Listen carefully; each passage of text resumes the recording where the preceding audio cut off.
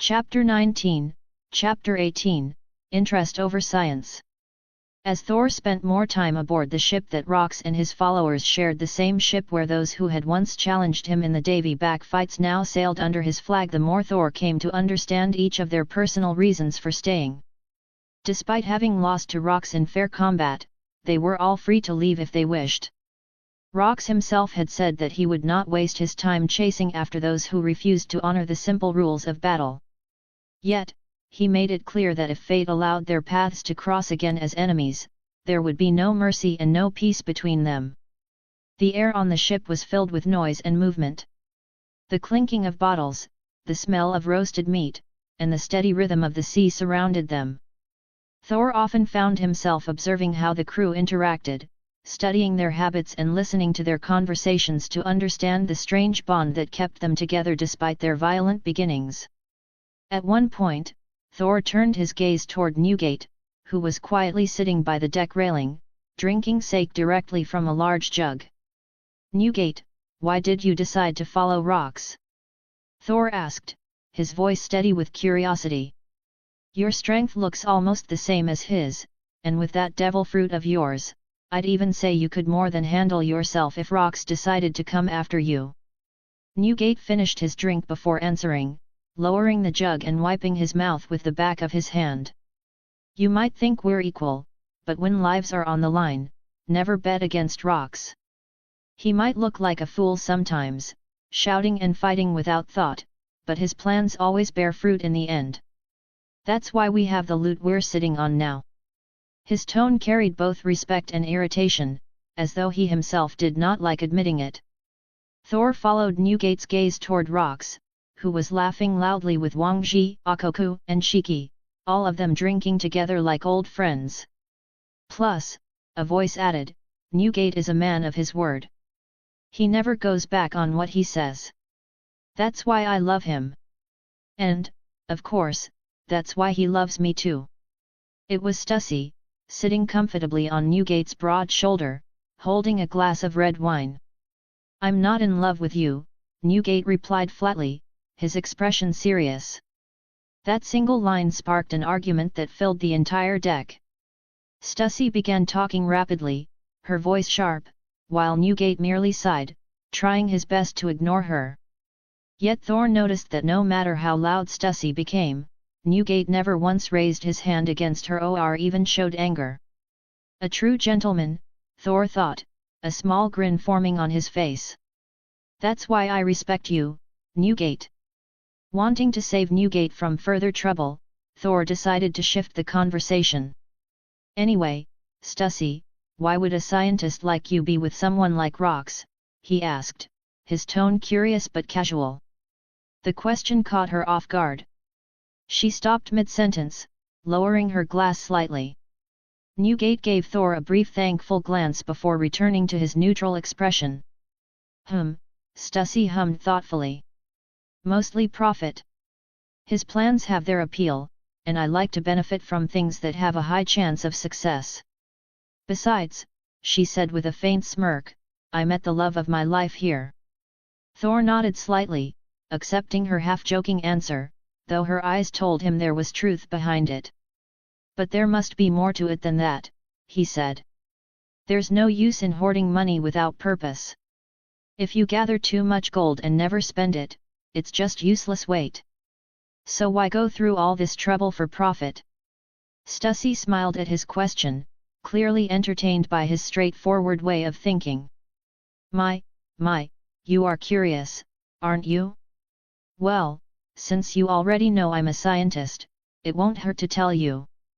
I want to continue my own research, specifically on preventing my body from aging too quickly. But research costs money, and without money, I can't even start." Thor nodded in understanding. Her reasoning was simple and practical. In his mind, he recalled faint memories of the future where Stussy's appearance had changed after many years, her face aged yet still recognizable. He also thought about Gloriosa, who shared a similar fate, and Shucky, who managed to remain as radiant as ever despite being around the same age. In Thor's eyes, the two are victims of time and unfulfilled dreams, while Shucky got what she wanted. What about you then? Stussy asked suddenly, turning the question back to Thor. You're young, a prince of a powerful country, and I doubt money is something you lack. So why are you really following rocks? The story you gave about protecting Elbaf from the world government's control sounds too convenient. Thor didn't hesitate. My reason is the same, he said firmly. As the prince of the country recognized as the strongest land of warriors, I carry my own pride. I don't want Elbaf or myself to kneel to the world government. Stussy tilted her head slightly, clearly intrigued. But why follow rocks then? Isn't that still being under someone else's command? Wouldn't that be even lower than being under the government? Thor let out a loud laugh that echoed across the ship. His laughter was deep and genuine, reverberating like thunder. Despite being in his smaller form, his voice carried the same weight as his giant self. When he finally calmed down, he wiped a tear from his eye, still chuckling. Under rocks? Please, Thor said with a grin, his tone dismissive. No one can make me kneel. I joined because our goals aligned for now, not because I serve him. Stussy smiled faintly, both amused and unconvinced. Their conversation continued, light but filled with unspoken curiosity, as Rox and the others eventually joined in. The topic shifted from loyalty to territory, and soon enough, Rox himself jumped into the discussion. Elbaf is part of my territory now, Rox declared with pride, slamming his mug onto the table. Since your prince sails under my flag, the land of giants belongs to the Rox pirates. Thor looked at him with a calm expression before leaning back slightly. You can say whatever you want, but Elbaf belongs to the giants, not to anyone else, he said, his tone firm. The argument that followed was loud but playful. Rox laughed while Shiki made jokes, Akoko tried to take sides, and Newgate simply drank quietly as Stussy rolled her eyes.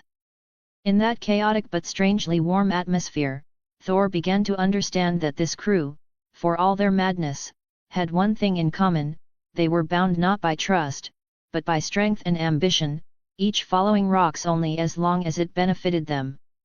One quiet afternoon while they were still sailing across the vast sea, Thor decided to approach Stussy and Newgate. The two were, as usual, sitting together near the center deck, talking idly while Stussy scribbled something in her notebook and Newgate drank in silence. The pair were almost inseparable, and though Thor didn't usually interrupt their moments, this time he had something specific in mind. He stopped a few steps away and called out, Stussy, do you happen to have any science books with you? Anything at all, biology, engineering, chemistry, or whatever you've got that I could study? Both Stussy and Newgate turned to look at him. Stussy blinked a few times, clearly not expecting that kind of request from him. What? She said, her tone halfway between disbelief and irritation. Do you have any idea how hard it is to learn this stuff? You can't just read a book and suddenly understand science. She crossed her arms, narrowing her eyes as if Thor was mocking her effort. Thor shook his head lightly. Of course I know that. I'm just curious. I want to see if I've got a talent for it or not. I've found myself running out of hobbies lately, and I can't exactly ask for a sparring match here with Rox or anyone else. I'd rather not sink the ship. His words earned a few chuckles from nearby crewmates who overheard him. Stussy, however, looked at him more carefully this time, studying his expression. She could tell he wasn't joking, there was genuine curiosity in his eyes.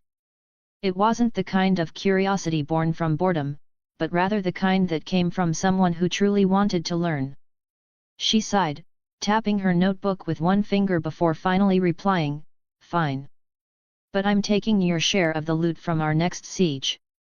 Thor smiled faintly. You'll get what I decide to give you, he replied without hesitation. That remark made Stussy instantly glare at him, her temper flaring. What did you just say? She snapped, standing up as if she were about to hit him. Newgate immediately grabbed her by the back of her coat before she could do anything rash, lifting her slightly off the ground while she kicked the air in frustration. Calm down, Newgate muttered with a sigh. You're going to make a scene again. I'll make him pay double if he thinks he can bargain with me. Stussy shouted, pointing at Thor, who was already gathering the stack of books she had reluctantly handed over. Thor grinned and didn't bother arguing. He simply picked up the pile of thick volumes, some old, some clearly written by Stussy herself, and walked away while she continued to struggle in Newgate's grip. As Thor carried the books back to his corner of the ship, he thought about how unusual it felt to be excited about reading. He had been using his essence's gift, his mind that could retain everything perfectly, to review all the knowledge from his previous life, but this time he wanted something new, something that would actually push his understanding forward. It felt almost strange to think about studying while being surrounded by pirates who only cared about fighting, drinking, or looting. Still, Thor knew that knowledge was another kind of power, one that lasted longer than strength. And since he already had strength beyond anyone else on board, there was no reason not to add something new. Later that night, while everyone else was busy drinking or sleeping, Thor sat quietly by a lantern, flipping through the pages of the first book. His reading was fast and focused, every word sinking into his mind as if he'd read it 100 times before. From that moment on, Thor's quiet studies became part of the ship's daily rhythm. Some of the crew found it strange at first seeing a giant-born warrior bent over a stack of books, but eventually, they got used to it. Every time the others drank and laughed, Thor would be there at the corner of the deck, absorbed in diagrams and formulas. That was how Thor began his first steps into science, through curiosity, a handful of books, and the stubbornness of a man who refused to waste his own potential. Chapter 20, Chapter 19, Meeting the Cheat. As more time passed aboard the Rocks pirates' ship, their attacks became more frequent and far more daring. They had begun to seize and raid ships directly under the world government's control, vessels that often carried treasure and tribute meant for the celestial dragons. These were not simple merchant ships, they were heavily guarded by Cypher Paul agents who considered themselves untouchable, believing that their connection to the celestial dragons made them superior to even the kings and princes of the world. But their arrogance meant nothing once the Rocks pirates appeared. Every time they attacked, there were rarely any survivors left behind, and the ones who did live long enough to speak often wished they hadn't. With Thor now taking part in those battles, the agents who once looked down on others were now the ones looking up at him, their faces filled with disbelief and fear. One of the agents, cornered and trembling, still tried to act superior, as if his words carried authority. "Don't you know what you're doing?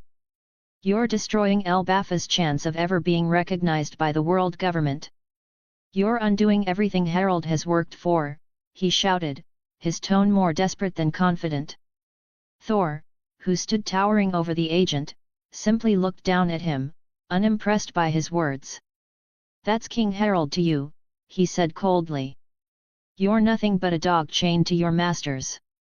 Before the agent could say another word, Thor's weapon came crashing down, ending the conversation instantly.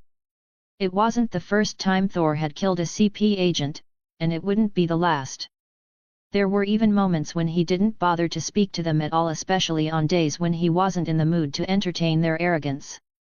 As Thor continued fighting directly against the world government, his reputation began to grow rapidly.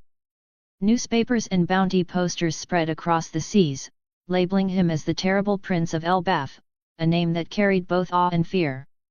The world government made sure to fuel this image, launching smear campaigns that painted Thor as a violent, uncontrollable giant and portrayed Elbaf as a savage nation that could never be civilized. However, not everyone was fooled. The countries that had dealt with the world government long enough began to notice a pattern. Every time the government spoke ill of someone, it was because they had refused to submit. Many leaders who once doubted Harald's rule now saw the truth more clearly. The more the world government lied about Elbaf, the more it revealed its own willingness to twist facts to control the world's opinion. As the slander spread, the opposite of what the government intended began to happen. Small nations and neutral kingdoms, especially those who had once suffered under similar lies, started to quietly reach out to Harald. They offered trade, information, and friendship, seeing Elbaf as a symbol of resistance. Without realizing it, Thor's actions and defiance had started to bear fruit. His plan to strengthen Elbaf's independence was slowly taking shape, one battle and one headline at a time. Meanwhile, back in Elbaf, the effects of Thor's name echoed loudly. Every morning, Loki, Harald, and the others would gather around to read the newest newspapers brought by traders and travelers. The moment they saw Thor's name mentioned in another grand battle, their eyes would light up, not with worry, but with pride and envy. "Look at him," Loki said once, folding the newspaper after reading it aloud. "He's fighting across the seas while we're still stuck here training." Those reports motivated everyone. Harald's training sessions, which used to attract little attention, began drawing crowds. Even the young giants who once avoided him because of his mixed bloodline started showing up, eager to learn. They wanted to follow Thor's example, to fight, to explore, to prove themselves worthy of being called warriors of Elbaf. Despite the peaceful nature of their people, the spirit of battle had always been part of their identity. It wasn't about bloodshed for its own sake, but about strength, pride, and the desire to stand tall in the world without fear. The old flame of the giants was being reignited. Among the new faces who joined the training were a pair of young twins, Ripley and Rika. The two were inseparable and shared the same dream to one day become warriors like Thor. Rika, in particular, had grown especially passionate after reading the stories of Thor's battles on the sea. "Do you think Thor will come back soon?" Rika asked eagerly, her voice full of excitement as they made their way toward the training grounds. Ripley shrugged, trying to act calm even though she felt the same curiosity. "Ask Gerd. She's close with Harald and Loki. If anyone knows anything, it's probably her." Rika immediately punched Ripley on the shoulder, pouting. "You could have just said you don't know instead of sending me to Gerd." "Oh, stop whining," Ripley said, rubbing her shoulder but smiling anyway. "We're going to be late if you keep talking." The two of them started bickering playfully as they continued down the path, their voices echoing across the training fields. For them, and for many others, Thor's name had become more than just a legend. It was a promise that one day, they too could leave Elbaf and make their mark on the world. And though none of them knew when Thor would return, every single one of them trained with the same thought in mind, that when he did, they would be strong enough to stand beside him as true warriors of Elbaf. As the Rock's ship rested at a random island for supplies, the crew relaxed with that kind of careless confidence that comes from winning too often. For Thor, complacency did not last long. He felt a presence first, a heavy pressure moving toward them across the dock, but he did not react at once. None of them did. They assumed no one would be foolish enough to attack such a group, and anyone approaching was probably someone who wanted to join or trade. A moment later, the sound arrived, a heavy, rhythmic stomping that made the planks underfoot tremble. The whole crew turned and looked in the direction of the noise, puzzled by how loud it was without the source yet being visible. "How can you hear that much stomping before you even see the thing? How big must the person be?" Shiki said, tilting his head toward the tree line where the noise grew louder. "Maybe they are making the sound to prove how strong they are," Don Marlin suggested, shrugging as if that was the sensible explanation. "Who would advertise like that?" Gansui muttered, partly laughing. Around them, the rest of the crew organized into a loose circle, eyes fixed on the spot where the figure would appear. Rox smiled and shifted, preparing for the possibility of a fight, while Newgate, Stussy, Akoku, and the others watched with that mix of boredom and readiness common among seasoned fighters. Thor simply gripped his weapon and waited. When the figure finally stepped into view, the entire deck fell quiet. Thor's initial confidence vanished in a second, replaced by a sharp recognition.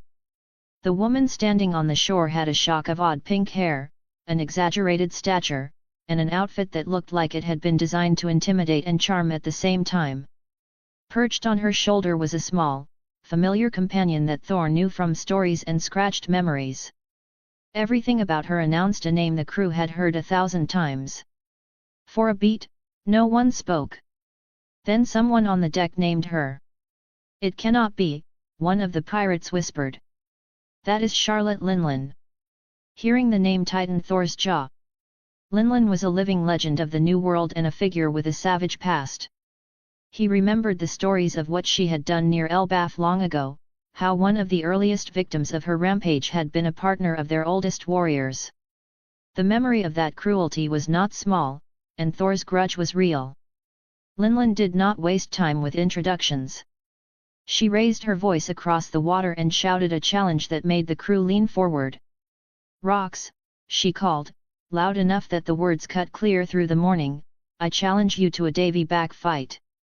If I win, I will take your giant crew member as part of my crew." Rock's grin widened as the offer landed. A victory here would mean adding a giant of tremendous strength to his roster.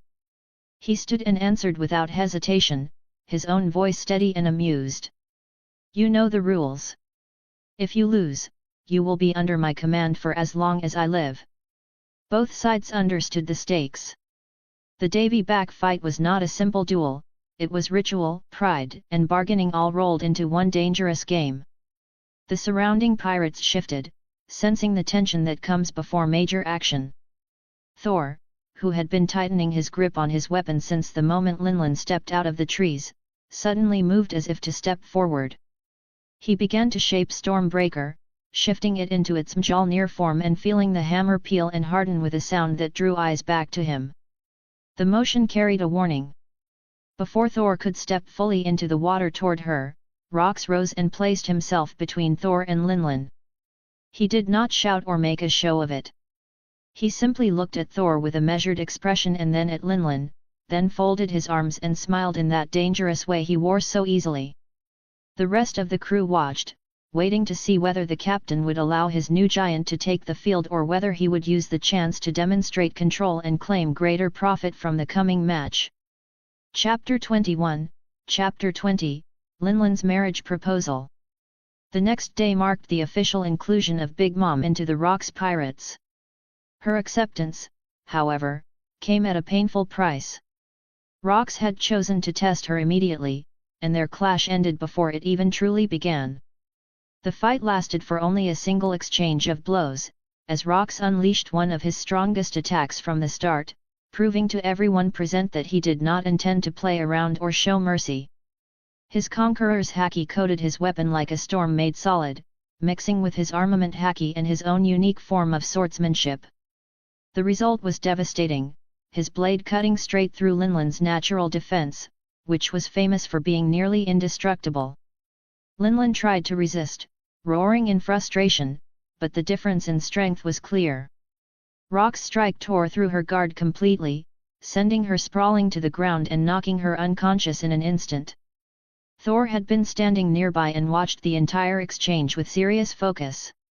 Rather than simply being impressed, he analyzed every movement, every shift of Rock's posture, and the strange rhythm of haki manipulation that he used. He wanted to replicate the technique, not to copy it exactly, but to understand how that kind of power could be reproduced in his own style. After the fight, Rox decided to take both Linlin and Strusen into his crew. Strusen had not been part of the original offer, but he insisted on joining, proving that even if his physical strength was lacking, his wits and practical skills were enough to make him valuable. Rox saw the potential and agreed, though it was more out of convenience than need. Soon enough, Linlin was back to her usual self, acting as if the earlier defeat never happened. She began pestering Thor constantly, approaching him whenever he was with Newgate and Stussy. Her old obsession resurfaced almost immediately, the same kind of obsession that had once brought destruction to Elbaf. "Give me one of your sons," Linlin said one afternoon, her tone disturbingly casual. "We could produce the strongest children in this entire world." Strusen, standing behind her, was already holding 3 of her newborns Sparrow and Compote, while Linlin herself was visibly pregnant again, already planning her next offspring before the last had even learned to walk. Thor, however, was not amused. "I will never have a child with the criminal who killed one of our oldest warriors," he said firmly, his voice colder than usual. If we were not standing on a ship right now, I would crush every tooth in your mouth for what you did. His hostility was obvious, and everyone nearby could feel the weight of his anger. Linlin was one of the main reasons why Elbaf's reputation had fallen, and even though her crime had been committed when she was only a child, it had left a stain that never faded. The death of Jorel had been a humiliating scar on Elbaf's pride. Linlin responded with laughter, a sharp and mocking sound that echoed across the deck. Despite her earlier defeat by Rox, her confidence was untouched. You may be a giant, she said, but you are still just a child yourself. You probably do not even remember the reason I am hated in Elbaf. Her words irritated Thor immediately. Without saying another word, he stepped forward and threw a punch. Linlin met the attack head-on, and their fists collided in a violent gust that sent shockwaves through the ship. Neither used haki, yet the impact alone almost split the vessel apart. If not for Newgate, who intercepted the backlash with a counter-force of his own, the ship would have been destroyed outright. As their fists met, Linlin's grin faltered for the first time. She had felt the weight behind Thor's strength and realized it was not something she could take lightly. His raw power was greater than her own, even without full mastery of haki. Thor drew back, ready to strike again, but before he could, Shiki and Newgate rushed in from the other side of the deck, using their combined strength to restrain him. They both knew that if Thor lost control and went on a rampage, the entire ship would be gone in minutes, and with so many devil fruit users aboard, the sea would finish the rest. Are you both idiots? Rox shouted as he approached, his voice cutting through the tension. Why would you fight on the ship? His glare moved between Thor and Linlin, both of whom were still glaring at each other, unwilling to back down. Thor's expression carried pure hostility, while Linlin's look had shifted into something else entirely, a mixture of desire and amusement. Her earlier goal had only strengthened. She now wanted Thor even more, believing that a union between them would produce the strongest possible offspring, one that could elevate her dream of creating a world that housed every race under her command. When the ship finally docked a few hours later, Linlin wasted no time in renewing her proposal. Once again, she asked Thor to give her a child. Once again, Thor's answer came in the form of his fist. This time, however, he used both armament and conqueror's haki, not holding back as much as before. Linlin only grinned and countered with her own strikes, the ground beneath them splitting from the repeated impact of their blows. The two of them were natural-born destroyers, but Thor possessed an additional advantage. He was not only a destroyer by nature, but also an ancient giant, something that magnified his strength even further. That alone allowed him to fight Linlin on equal footing despite her greater experience. Linlin's only true advantage was the maturity of her haki, yet even that began to fade as Thor's adaptability allowed him to close the gap with each exchange. Their clashes tore through the island. Each swing of their weapons carved ravines into the earth, each burst of impact scattering debris into the air. Linlin took the offensive at first, her attacks wild and relentless, but Thor was beginning to match her rhythm, his movements growing sharper and more efficient. Rox watched from a distance, considering whether he should stop them. The longer they fought, the more the island itself began to crumble under the strain. But he also saw value in letting them push their limits. For now, he chose to watch. Eventually, both Linlin and Thor stepped back, gathering their power for something greater. The air grew still, the pressure between them thick enough to distort the air. At the same time, both shouted the same word. Heikoku. Two colossal forces met in midair, each forming a massive wave of energy that clashed violently before dissipating into the clouds. The resulting windstorm swept across the island, flattening trees and shaking the ship anchored on the shore. Both combatants were preparing for another strike when a sudden, compact burst of pressure slammed into the ground between them. Rox had finally intervened, his sword strike carrying enough force to cut through the noise and stop both fighters in their tracks. Enough, Rox said, his tone half a command and half a warning. Save your fight for after we have achieved our goals. His eyes lingered on both of them, making it clear that he would not tolerate another outburst for now. Thor lowered his weapon slightly, though his glare remained locked on Linlin. "Next time," he said, his voice steady, "your head will be rolling on the ground." Linlin only laughed again, her eyes glimmering with something closer to interest than anger. "We will see," she said, almost teasingly. From that moment on, Thor and Linlin were forced to coexist aboard the Rock's ship, their rivalry simmering beneath every encounter. Their tension mirrored that of Silver Axe and Golden Lion, who would one day follow similar paths under the same flag. Despite the occasional scolding from Rox, the crew adapted quickly, learning to ignore the hostility that came with having too many powerful egos on a single deck. The weeks passed, filled with new raids and sieges. Then, during a quiet morning, Rox finally stood before his crew and broke the silence.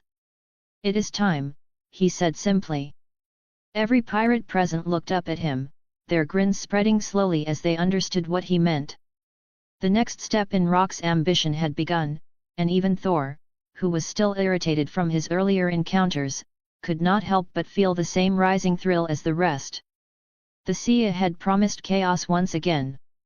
Chapter 22, Chapter 21, Overtaking the Hakinosu. The next day, after Rox declared that the time had finally come to accomplish one of his long-awaited goals, the ship carrying the Rox pirates sailed steadily across the open sea. The morning air was calm, and the waves were gentle, yet there was a strange tension on the deck. Every crew member could sense that this voyage was different. Ahead of them, another ship could be seen anchored quietly in the distance, marked clearly with the symbol of the world government. Despite recognizing that symbol, Rox did not order the cannons to be loaded, nor did he command anyone to open fire. Not even a single musket was raised. This silence was intentional, as Rox had a private agenda involving that particular ship. Whatever agreement or transaction he planned, it had been decided long before this day, and the crew could tell from his expression that he intended to see it through exactly as he envisioned. After several minutes of sailing, the Rox pirates' ship came alongside the world government vessel. The two ships anchored beside each other, the sea between them becoming still as the crew of each ship observed one another. Rox moved toward the edge of his deck, followed closely by his strongest crewmates. Thor stood on the far left side, his eyes scanning the opposing ship. Among the group of CP agents on the other side, one of them glared directly at Thor with visible hostility. Thor noticed the expression and grinned slightly. Maybe his family was one of those I killed before, he thought to himself, remembering the CP agents he had faced in earlier raids. Yet his attention soon shifted to another individual on the opposite ship, the one whose presence felt heavier and stronger than the rest.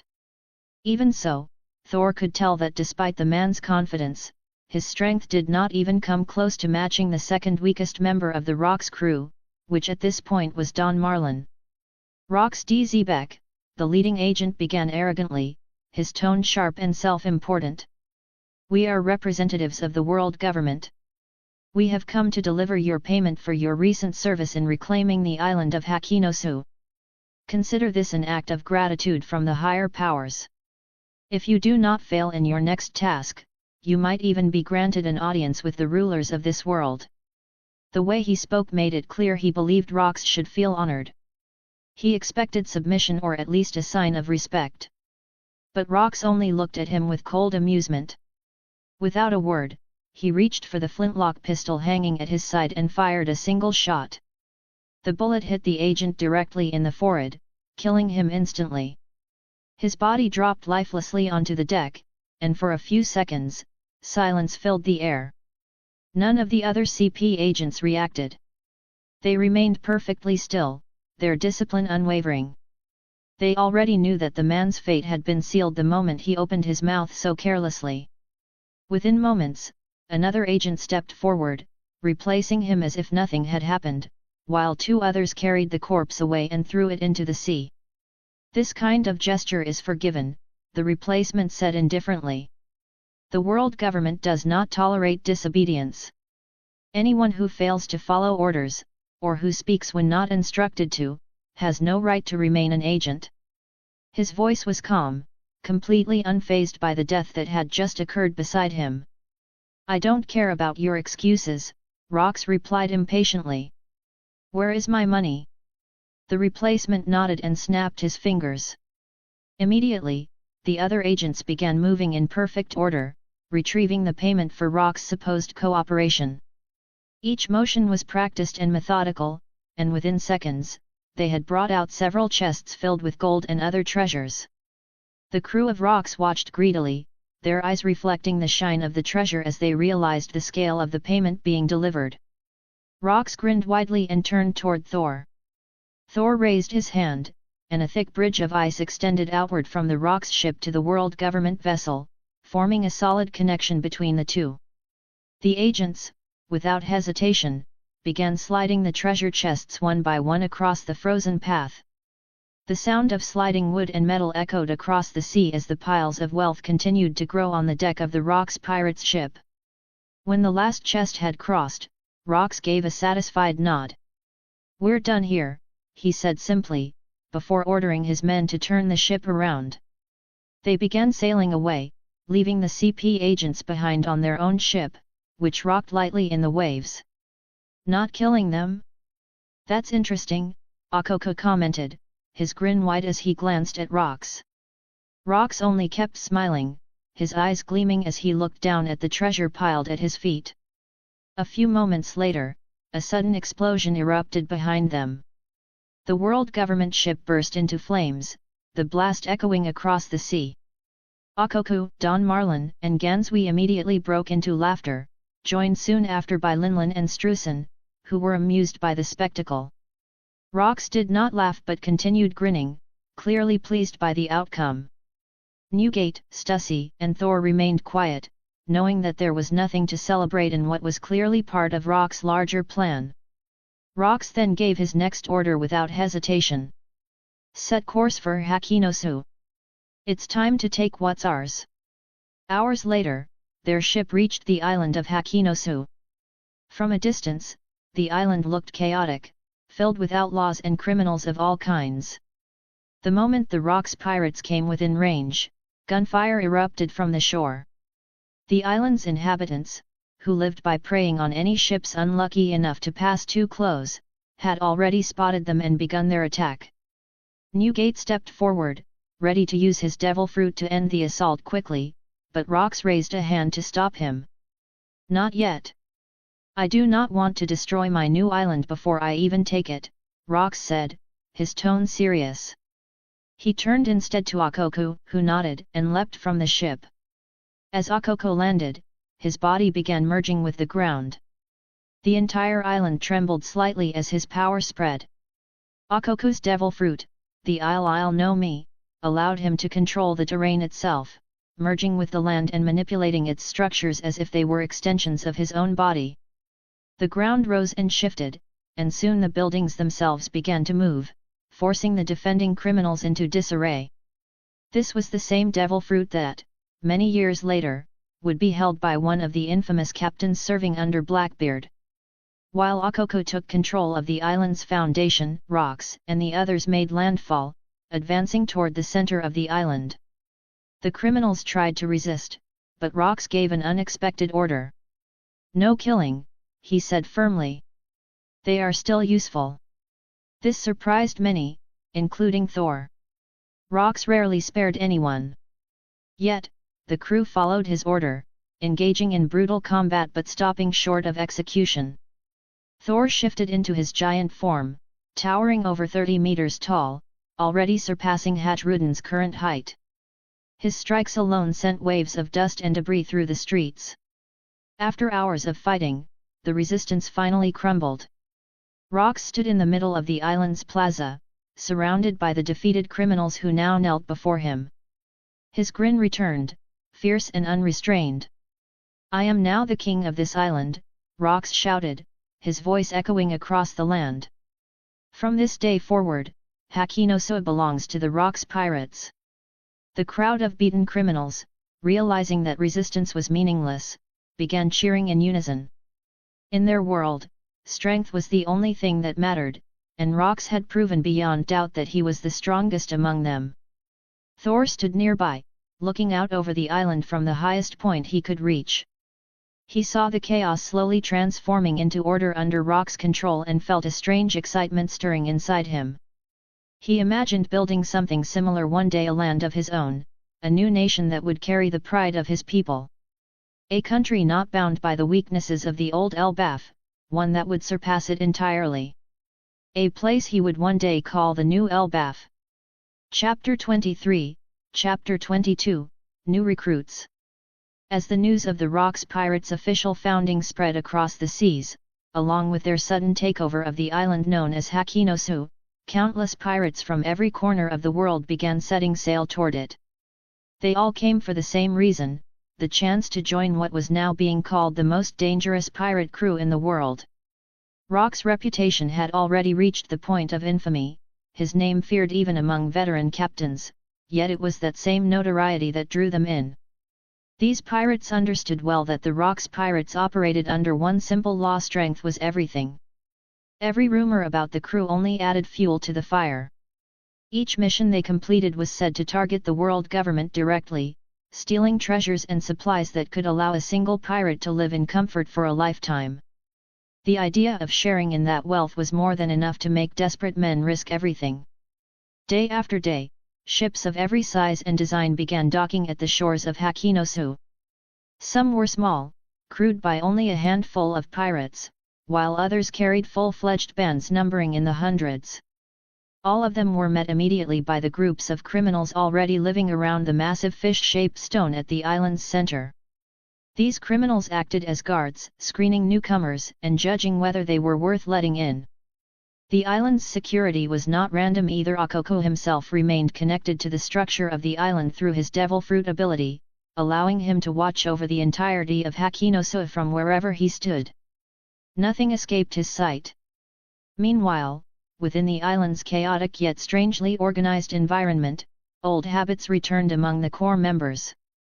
Gansui restarted his smuggling business, quickly reconnecting with several underground figures he had dealt with in the past.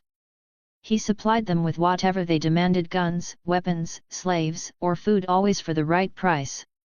His operations soon expanded, as more and more pirates who came to the island found themselves depending on his services.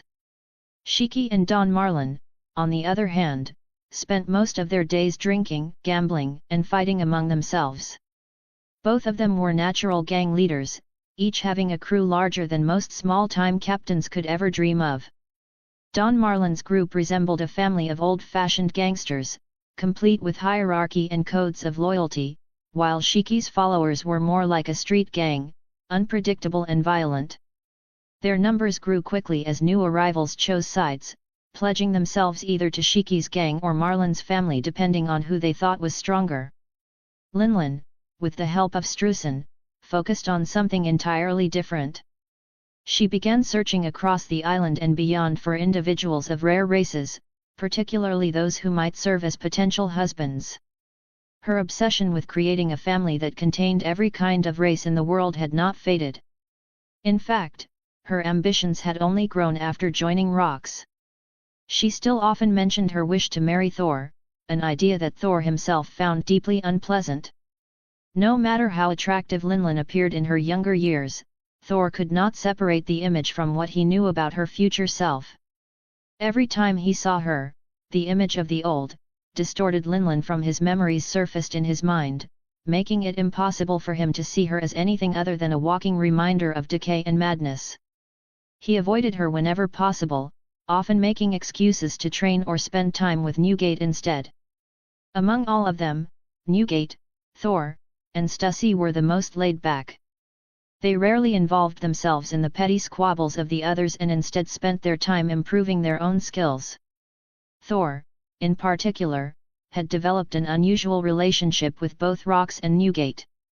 It was not a friendship, but more of a mentorship built from mutual benefit. Rox took it upon himself to teach Thor about the deeper aspects of Haki, helping him refine the abilities he already had, while Newgate focused more on the technical side, how to fight efficiently using weapons and devil fruit powers together. Contrary to how he was often portrayed in stories later on, Newgate was not just a brute relying on his devil fruit. He was incredibly skilled with his naginata, wielding it with precision that matched the most disciplined warriors. His movements were quick and controlled, surprisingly graceful for someone of his size and strength. Watching him train gave Thor a deeper understanding of balance and technique, lessons he incorporated into his own fighting style. While the main members went about their business, the continuous flow of new pirates being screened on the island never stopped. Only those who survived the trials set by the criminals were considered strong enough to become official members of the Rocks Pirates. Many failed, their bodies left to rot on the shores, but some succeeded and found themselves welcomed into the crew. One of the first among the accepted newcomers was Barbel, a catfishman whose head was covered by thick, curly hair that almost looked like an afro. Barbel came from Fishman Island, but his life had turned violent long before reaching the surface. He had been captured by a world government vessel and was meant to be used into slavery, yet he broke free before reaching his destination. His raw strength was monstrous, and in his rage, he slaughtered every agent aboard the ship.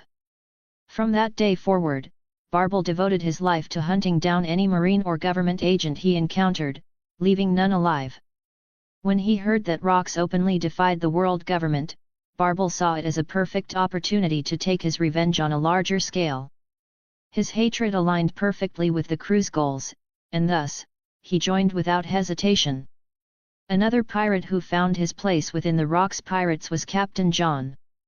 Known across the New World for his greed and his habit of plundering anyone unfortunate enough to cross his path, John had already been on Hakinosa when Rocks launched his takeover. He survived the chaos and quickly pledged his loyalty to Rocks after seeing the crew's overwhelming strength. No one questioned his decision, as his motives were clear to everyone. Captain John's greed was legendary. It was said that he cared for nothing beyond the treasures he collected. He did not hide this, and Rocks did not mind, as long as John's hunger for riches drove him to fight harder and raid more. Within the crew, his obsession was considered both a flaw and a strength, something that made him predictable, yet also reliable in his own twisted way. As the weeks passed, the Rocks Pirates grew larger and more structured. The island of Hakinosa became a stronghold unlike any other, filled with criminals, outlaws, and ambitious captains who had all sworn allegiance to Rocks Dzebek. What once was a chaotic den of pirates slowly transformed into the headquarters of what many would later call the most dangerous pirate crew in history. Thor, standing on one of the cliffs overlooking the harbor, often watched the constant activity below. The noise, the fights, the new faces arriving every day, it all reminded him that a storm was building. The crew was expanding faster than anyone could control, and even though Rocks stood at the top, Thor could sense that one day, the strength gathered here would not just shake the seas but challenge the entire world itself. One day, Newgate returned from one of his usual drinking sessions at a nearby bar. It was something he often did, not only to avoid the meaningless brawls that constantly broke out among the Rocks Pirates but also to escape from a particularly irritated Stussy. Even Thor, who usually had little fear of anyone on the ship, stayed clear of Stussy whenever she was in that mood, knowing well that getting involved was never worth it. Sitting by the edge of the dome's entrance, Thor sensed Newgate's return long before he appeared. His observation haki allowed him to feel the familiar presence approaching the harbor, steady but accompanied by another, unfamiliar one. The second presence was strong, much stronger than most newcomers, and carried a distinct air of pride and hostility. When Thor finally turned his head toward the entrance, he saw Newgate walking with someone beside him. The stranger was tall, muscular, and carried a massive iron kanabo resting across his shoulders. What immediately caught Thor's attention, however, were the horns. They were not like Thor's curved and thick pair, but longer and sharper, resembling the kind once worn by the ancient giants, the kind that Ors and Ors Jr. were known to have. "Newgate, who's this?" Thor asked, his tone neutral but his curiosity evident. He already had a strong suspicion about who the newcomer was. "This is Kaido," Newgate replied after a short pause, his voice steady but with a hint of irritation, as if he had been dealing with the newcomer's arrogance for hours. "Rocks personally scouted him after he escaped from his captivity. said he was too promising to leave behind. Kaido, still silent, stepped forward and slammed the end of his kanabo against the ground. The sound was heavy, echoing across the dome. His expression carried a mix of confidence and challenge, the kind of arrogance that demanded attention. Thor, however, remained unimpressed. He had seen too many like him, strong, ambitious, and reckless. Thor said simply, introducing himself, though his tone carried the weight of someone who didn't care whether the other remembered it or not. Kaido said nothing in return. Instead, he turned his head slightly, as if dismissing Thor entirely, and began walking toward the entrance of the massive fish-shaped structure that served as the crew's meeting hall. The gesture was enough to annoy Thor. Without hesitation, he reached out and gripped Kaido's shoulder. The reaction was immediate. Kaido swung his kanabo in a wide, heavy arc, hitting Thor squarely on the side. The blow would have crushed an ordinary man, but Thor barely flinched. He turned his head slowly toward Kaido, a faint grin forming on his face, his eyes filled with amusement rather than anger. "That's all," Thor said quietly, almost as if he was testing him. Then, before Kaido could pull back, Thor's massive fist shot forward and struck Kaido in the chest. The impact sent Kaido skidding several meters across the stone floor. Dust and fragments of rock scattered from the force, and even Newgate raised an eyebrow, watching closely but choosing not to intervene. Kaido stopped himself, dragging his kanabo along the ground as he came to a halt. He grinned, assuming that was the end of it. But as he tried to step forward again, his knees buckled for a moment. The delayed force of Thor's strike had reached deep, shaking him from within. For the first time, Kaido's grin faltered slightly. "So much attitude for someone so weak," Thor remarked, his tone calm but cutting. The words hung in the air, and Kaido's eyes narrowed. Then, instead of backing down, Kaido laughed a short, rough sound that carried no embarrassment. He tightened his grip on his kanabo and rose to his feet again, his grin returning even wider than before. "I like it," Kaido said finally, his voice rough and deep. Without another word, he rushed forward, swinging his weapon again. Thor met him halfway, his fist colliding with the iron club. The sound of their clash echoed across the dome like thunder. The floor beneath them cracked and splintered from the pressure. Newgate sighed from where he stood, shaking his head as he picked up a sake bottle that had rolled near his foot. "Of course," he muttered. "The moment I bring one problem home, it starts fighting the other." The battle between Thor and Kaido continued, neither using haki at first, relying purely on their physical power. Every exchange shook the walls of the dome, sending shockwaves across the harbor. Around them, several of the crew began to gather, watching the two young monsters test each other's strength. Chapter 24, Chapter 23, Kyo. As the Rocks pirates settled into their new territory, the crew gradually adjusted to life on Hakinosu. Newgate, Kaido, and Thor grew close during this period, forming a strange but solid bond.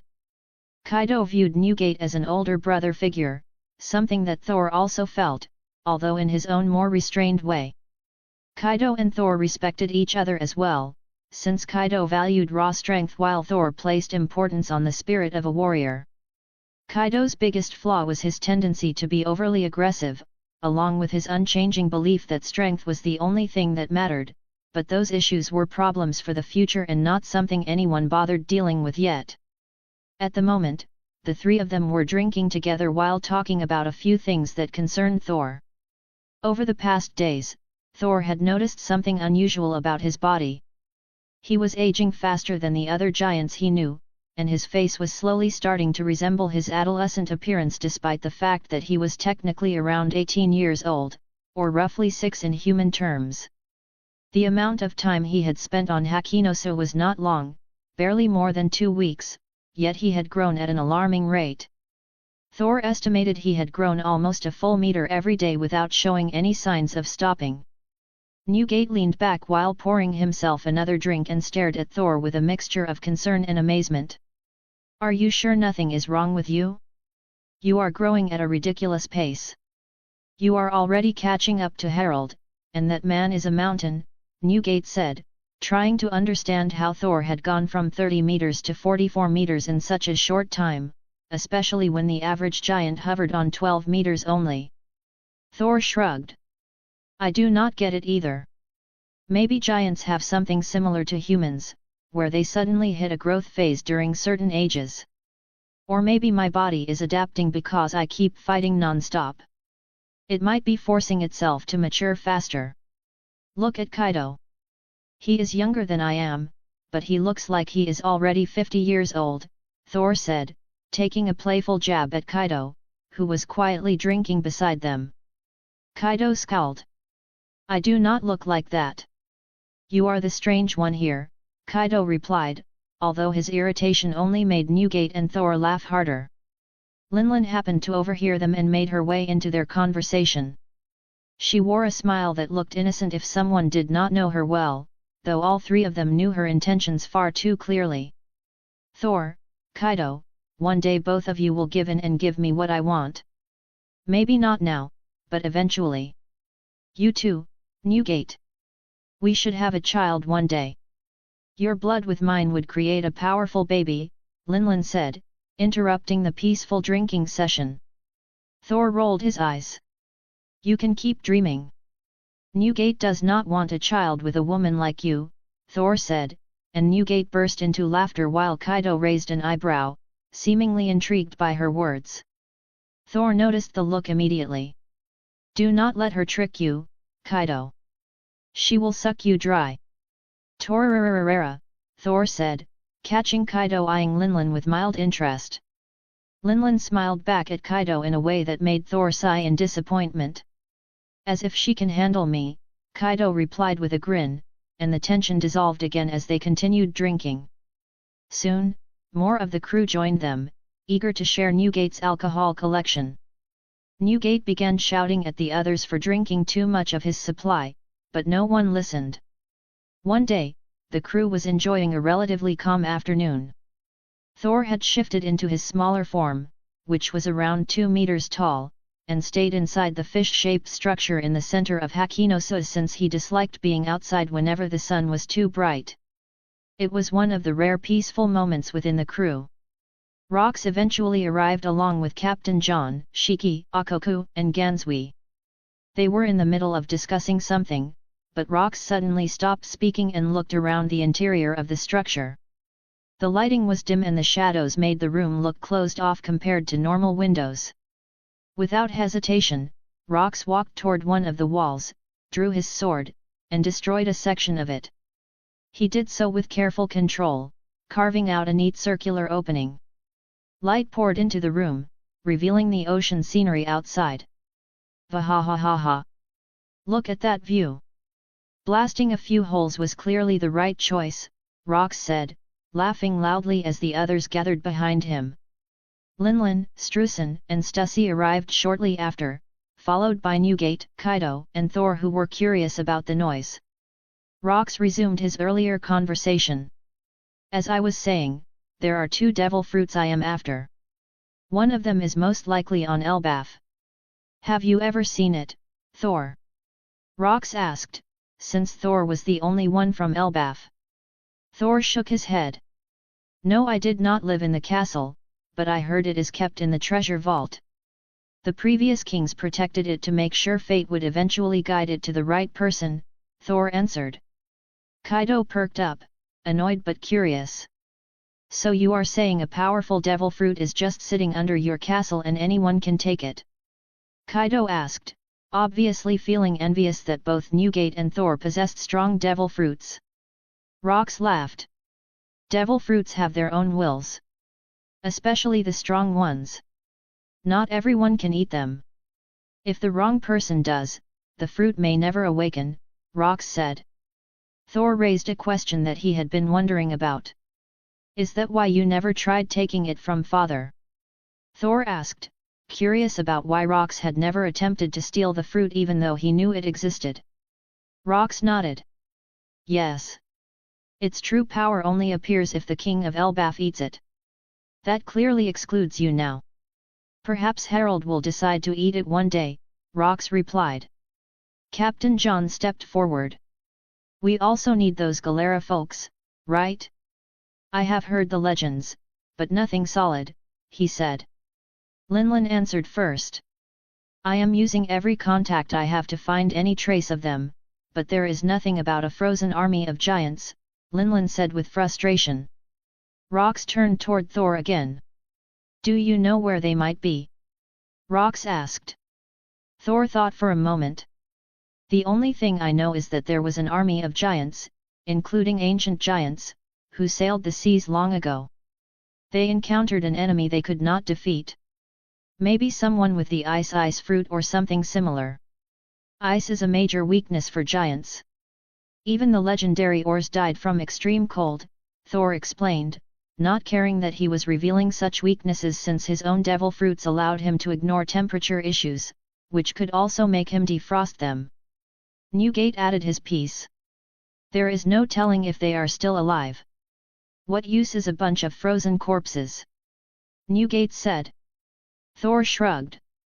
If they are perfectly preserved, they could be revived. They might still be in stasis.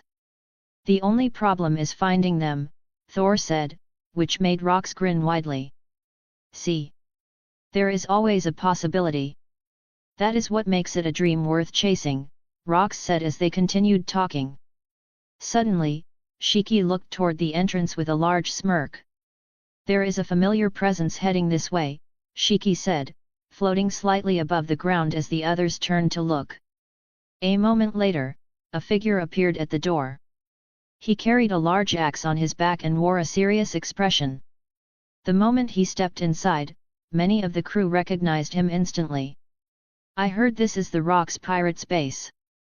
I am here to join, the man said plainly. Shiki yelled immediately. Kyo-kun, I missed you, Shiki said, dropping the rebel he had kept floating earlier. Kyo swung his axe casually, destroying the debris without effort. I knew you were here, Shiki, Kyo said as he lowered his silver axe. Rox stepped forward with a wide grin. Welcome to the Rox Pirates. We value strength here, and you clearly have it, Rox said, opening his arms in welcome. Rox then raised his voice so the entire crew could hear. Everyone, drinks are on me. Welcome, our newest member, Rox shouted. The entire building erupted with cheers as the crew grew rowdy again, and even Thor joined in. Chapter 25, Chapter 24, Against the Roger Pirates and Garp Pirates.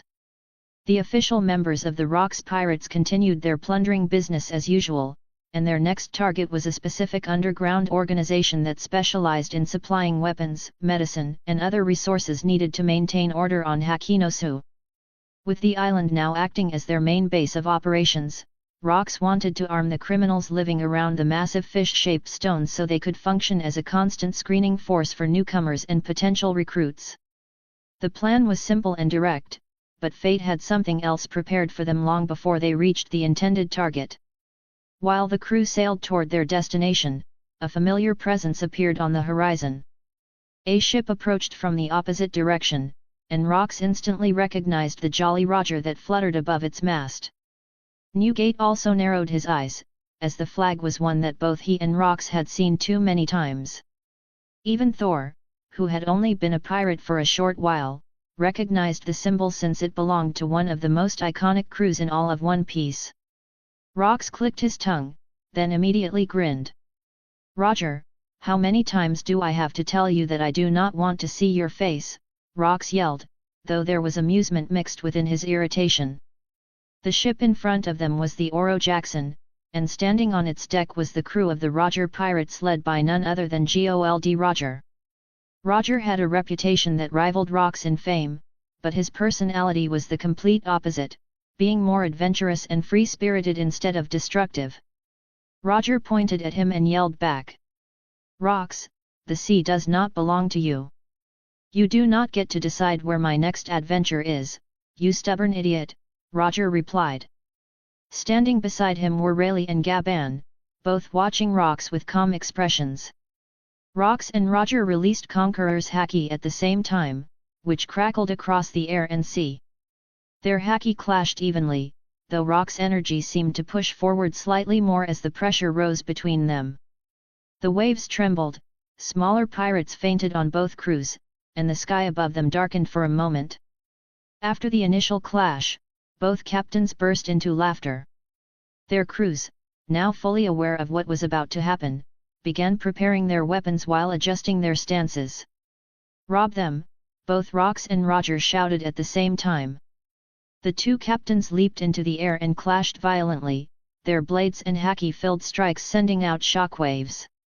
Newgate immediately went after Rayleigh, and although he could have ended the fight quickly if he had used his devil fruit, he treated it more like a spar than a real battle. Rayleigh likewise did not fight with killing intent. The two simply tested each other's strength. Gaban struggled against Kyo and Shiki, who kept turning the fight into a chaotic free-for-all.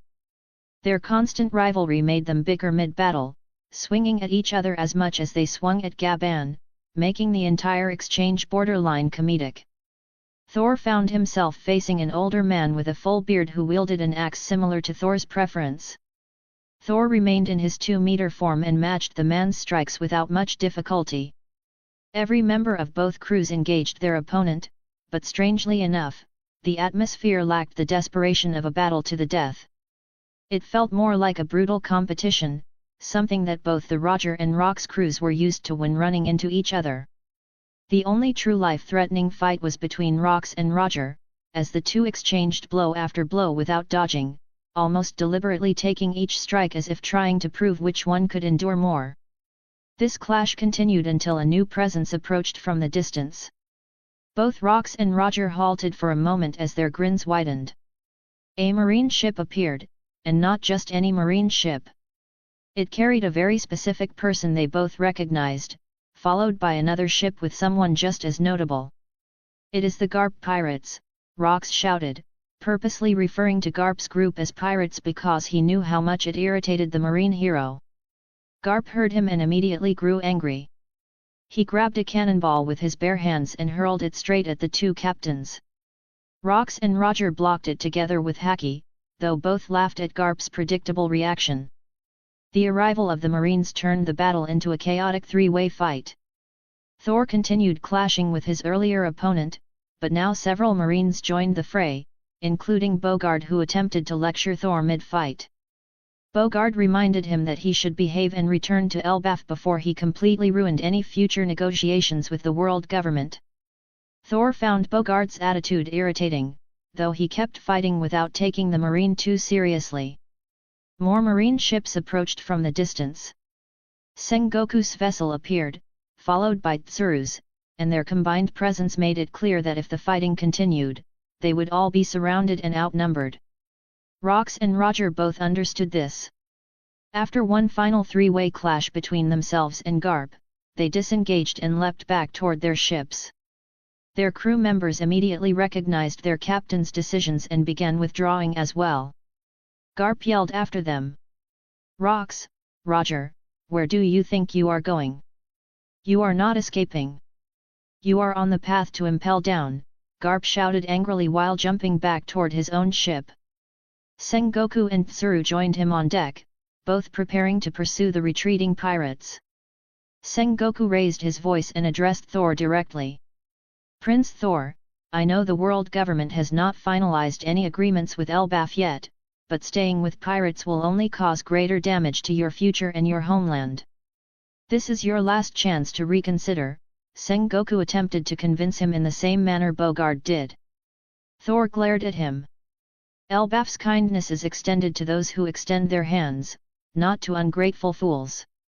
You had a chance to earn the support of the giants and to welcome giant soldiers into your forces, but you threw that chance away. Now deal with the consequences," Thor shouted back as Rox signaled his crew to fire the cannons. Seeing the pirates begin to flee, the Marines prepared to give chase.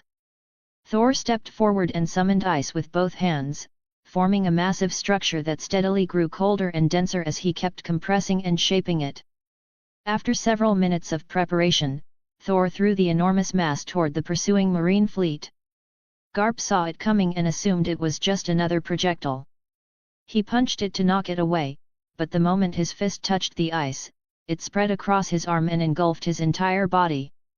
Garp fell back onto his ship, which immediately froze, the ice crawling rapidly across the deck and extending into the surrounding sea.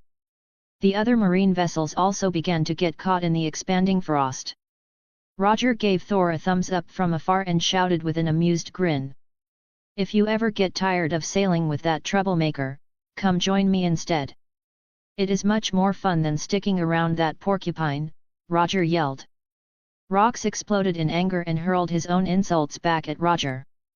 The two continued shouting at each other even as their ships sailed in completely different directions, leaving the frozen marine fleet behind them. Chapter 26, Chapter 25, North Blue Finds. Thor sailed across the waters of the North Blue with Kaido and Newgate, since the three of them decided to leave Hakinosua for a short while. They had grown bored of staying on the island, and Newgate insisted on searching for rare drink delicacies that were said to only be found in the North Blue. Kaido did not have any plans of his own, so the moment he learned that Thor and Newgate were leaving together, he simply joined them without asking questions. "Do you not get sick from drinking the amount of alcohol you consume every single day? It will affect your strength sooner or later," Thor commented. Both Newgate and Kaido were fans of binge drinking, capable of emptying an entire barrel in moments without even appearing tipsy. "Nothing can make me sick. I am Edward Newgate. No one is capable of defeating me," Newgate declared with pride. To emphasize his point, he punched the air and unintentionally created a massive tsunami that rose behind them. The wave could easily capsize their small boat, but before Newgate tried to fix his mistake, Thor raised his hand. "No. Leave it. Let us see where this takes us. We might be fated to find something interesting," Thor said. Newgate raised his eyebrows while Kaido burst into laughter. All three of them sat casually on their small boat, showing no concern even though the approaching wave was large enough to destroy the vessel several times over. The wave crashed down and swallowed the boat, sending it shooting across the sea in a completely random direction. The three of them began yelling in excitement, enjoying the ride like reckless teenagers rather than pirates with immense bounties. Thor glanced at Kaido and thought about how different he was from the Kaido that would exist far in the future. The cheerful attitude he had now would eventually disappear after the fall of rocks, shaping him into a completely different creature. After some time, the ship started breaking apart because the impact from the wave pushed the wood beyond its limits. Even if the boat had been built with atom wood, Newgate would still need to hold back greatly because of how overwhelming his devil fruit was. "Your devil fruit is both admirable and annoying. If you were not so soft, you could destroy the entire world without any effort," Thor commented. He froze the surface of the ocean beneath them to prevent them from falling into it. The ship continued cracking until it eventually tore itself apart completely. The three pirates leapt onto the ice platform Thor created, landing without worry. "If you follow my philosophy, you will grow stronger than everyone else on the sea," Kaido added while looking at Newgate. Newgate rolled his eyes and showed mild disdain, although he did not bother arguing. "I do not want to rule the world. I only want to build a family of my own. That is everything I want," Newgate said. Thor continued generating ice beneath them, forming a long path similar to what Aokiji would one day do when riding a bicycle across the ocean. The three walked while speaking about their own goals and what they planned to do after the disbandment of the Rocks Pirates. Newgate had already made his intentions clear, and Kaido had his own ideas, while Thor only shared the beginning pieces of his plans. "I want to make Elbaf great again," Thor stated, sounding similar to a certain president who once used a similar idea.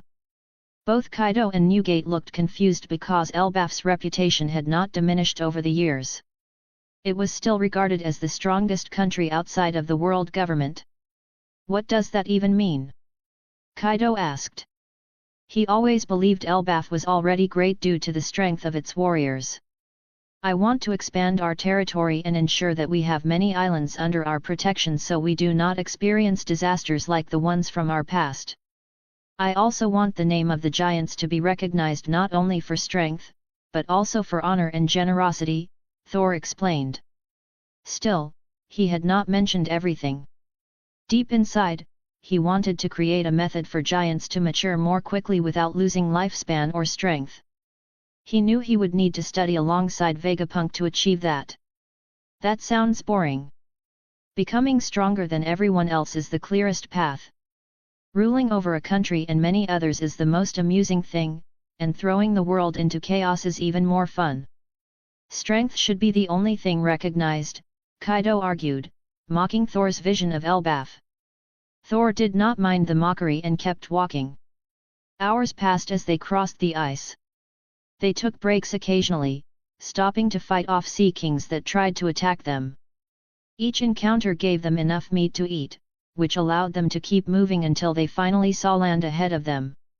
The island was large and lively, with visible signs of civilization. Finally, we can eat food that is not just roasted, Thor said. He sensed many presences scattered throughout the island. Newgate and Kaido nodded with the same enthusiasm because they had been craving properly cooked meals for a long time. Before they could step forward, all three of them sensed another presence nearby. They turned and saw a tall and lanky figure sleeping on a chair at the edge of the shore. A fishing rod rested beside him. A moment later the fishing rod twitched, and the sleeping man woke up slowly before pulling the line with surprising ease. He caught a fish and placed it beside him. Then he turned and noticed the three large figures staring at him. He greeted them in an awkward and extremely lazy manner. "Hello," the figure said. Thor stared at him and felt a familiarity in the man's presence. When the man spoke, Thor's suspicion grew stronger. The tone, the posture, and even the sleepy attitude all matched someone Thor had heard about in rumors. His initial guess was now confirmed. He knew exactly who the figure in front of them was. Chapter 27, Chapter 26, Borsellino. As the three of them looked at the person who had just greeted them, Kaido stared with a hint of disdain. He clearly did not have a high opinion of the figure, but both Newgate and Thor noticed something strange. Even though all three pirates had large bounties and were well known in different corners of the sea, the figure in front of them showed no reaction. He kept the same relaxed expression and continued to look at the three giants as if they were not worth any attention. "Oh my, how scary, 3 members of the Rock's pirates are here," the figure said. The tone he used was what irritated Kaido. Nothing he said was insulting, yet every word sounded like he was mocking them without putting effort into it. "What an interesting fellow. Most people would run the moment they saw even one of us. Yet you are standing right in front of all three without any fear, almost like we are not worth noting," Thor said as he began walking toward the man. The stranger simply looked back at him with half-open eyes. "Well, I know that the two of you do not attack innocent bystanders. The only one I am not sure about is the horned one, but I trust that you two will not harm anyone," the figure said. "How old are you?" Thor asked. Something about the man made him curious. "I am 16 this year." "A strange thing to ask before asking my name." "It is Borsellino, by the way," the figure answered. He introduced himself while answering the question, which confirmed the suspicion Thor already had. Thor could not stop himself from grinning once he heard the name. "What is the source of your arrogance or confidence? And why are you so calm?" Thor asked again. Before Borsellino could respond, Thor attacked him to test his reaction. Borsellino immediately turned into particles of light and moved far away. "I knew it. You are a devil fruit user. A Logia user at that. Those fruits give people an unusual level of confidence. They start thinking they are invincible," Thor said. Newgate nodded in agreement. The two of them continued walking toward the town, leaving Borsellino behind. The young man calmly returned to his lawn chair and started sunbathing again, acting as if nothing had happened. "What an interesting fellow. Perhaps we should invite him to join us," Thor said. Newgate and Kaido listened and thought about it for a moment. "He looks unmotivated. Even with that devil fruit, he might not survive a single day on Hakinosu," Kaido said. He did not doubt his ability to destroy Borsalino if they ever fought. That is only if he even wants to join, Newgate replied. Thor and Kaido nodded. They continued walking into town. The three of them spent hours enjoying what the island had to offer. They went from store to store, trying food that was prepared by actual cooks instead of simply roasting sea king meat.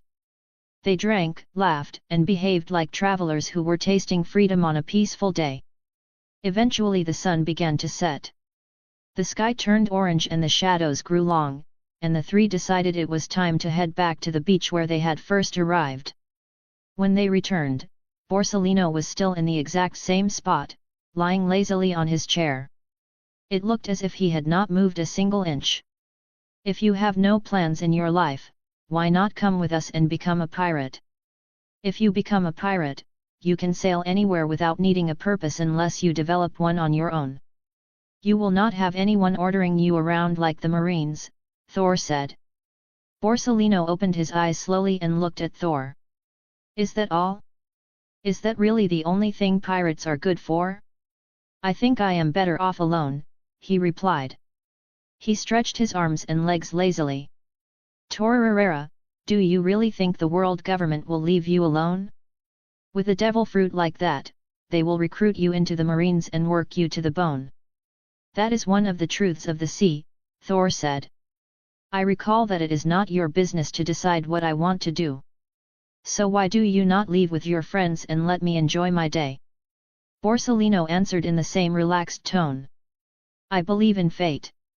Since fate placed you in my path, then I will take it as a sign that I should do whatever I can to bring you with me, Thor said. Newgate and Kaido became quiet.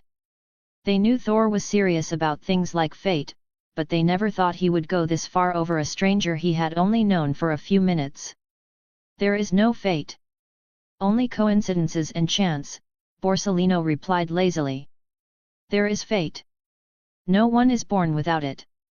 Your fate is connected to mine, and I will do everything in my power to bring you along, even if I have to pull you away myself, Thor said.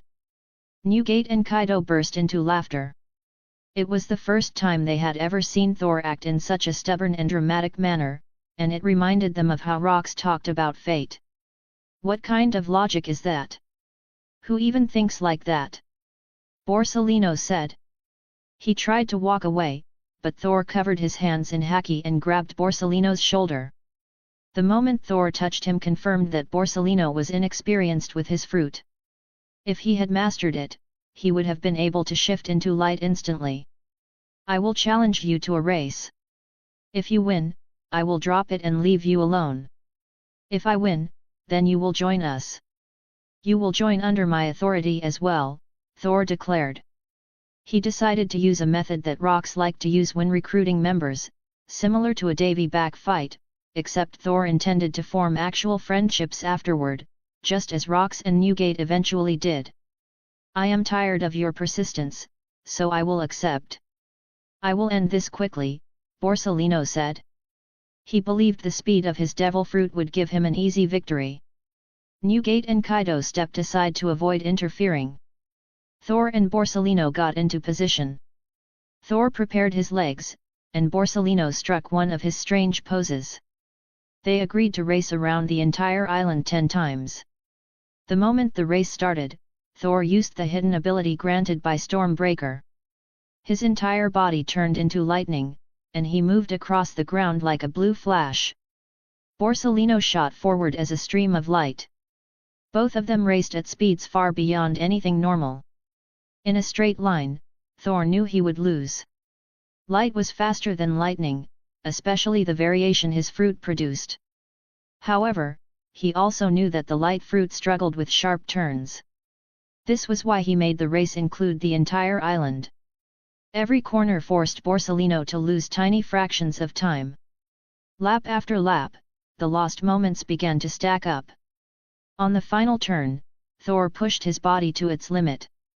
He barely managed to reach the finish ahead of Borsalino, who slowed down from exhaustion for just one moment. Both of them were breathing loudly. Borsalino tried to catch his breath while Thor approached him with a tired smile. Welcome to my crew. We will still be part of the Rocks Pirates for now, but once I form my own crew, you will be my first mate, Thor said. He offered his arm. Borsalino stared at it for a moment before giving a small, almost invisible smile and accepting the handshake. The four of them spent the rest of the evening talking as Thor, Newgate, and Kaido shared stories about Haki no Suo and the rules they followed among themselves. They talked casually until the moon rose, marking the strange beginning of yet another unexpected alliance. Chapter 28, International Philanthropy Federation. The four eventually returned to Haki no Suo, where Rocks greeted them the moment they stepped onto the stone path. He immediately noticed Borsalino's ability and praised Thor for bringing in someone valuable, almost as if Thor had stumbled upon a hidden treasure that the others failed to notice. Several members of the crew tried to convince Borsalino to join under them instead, but both Borsalino and Thor rejected every offer without hesitation. As the days went on, Borsalino realized that Thor had a personality that felt oddly close to his own. Both of them preferred to relax whenever possible and avoided unnecessary conflict unless boredom pushed them into something more troublesome. Thor did not demand anything from him either, which confused Borsalino even more, since he expected that joining the Rocks Pirates meant being ordered around from the moment he arrived. Thor treated him almost like a companion who happened to be nearby, rather than someone who needed to be useful every minute. One afternoon, while they were both lying on the top of the large dome that had now taken the shape of a skull, Borsalino asked something that had been on his mind for a while. What kind of life would we even have if the entire Rocks Pirates were to separate? Borsalino said, his eyes half closed while staring at the drifting clouds above the island. We will get our chance to be busy. You already know my dream, and that dream is something I want to make happen no matter how long it takes. All of this is nothing more than a small beginning. So enjoy these moments while they last, because the later parts will not be so peaceful, Thor answered, which made Borsalino even more unsure of what Thor truly meant.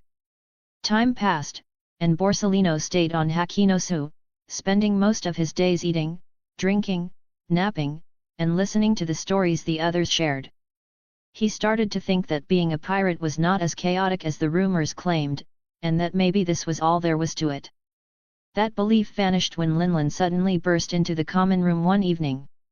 Most of the crew had gathered to drink with Rocks, who already had several empty cups near him.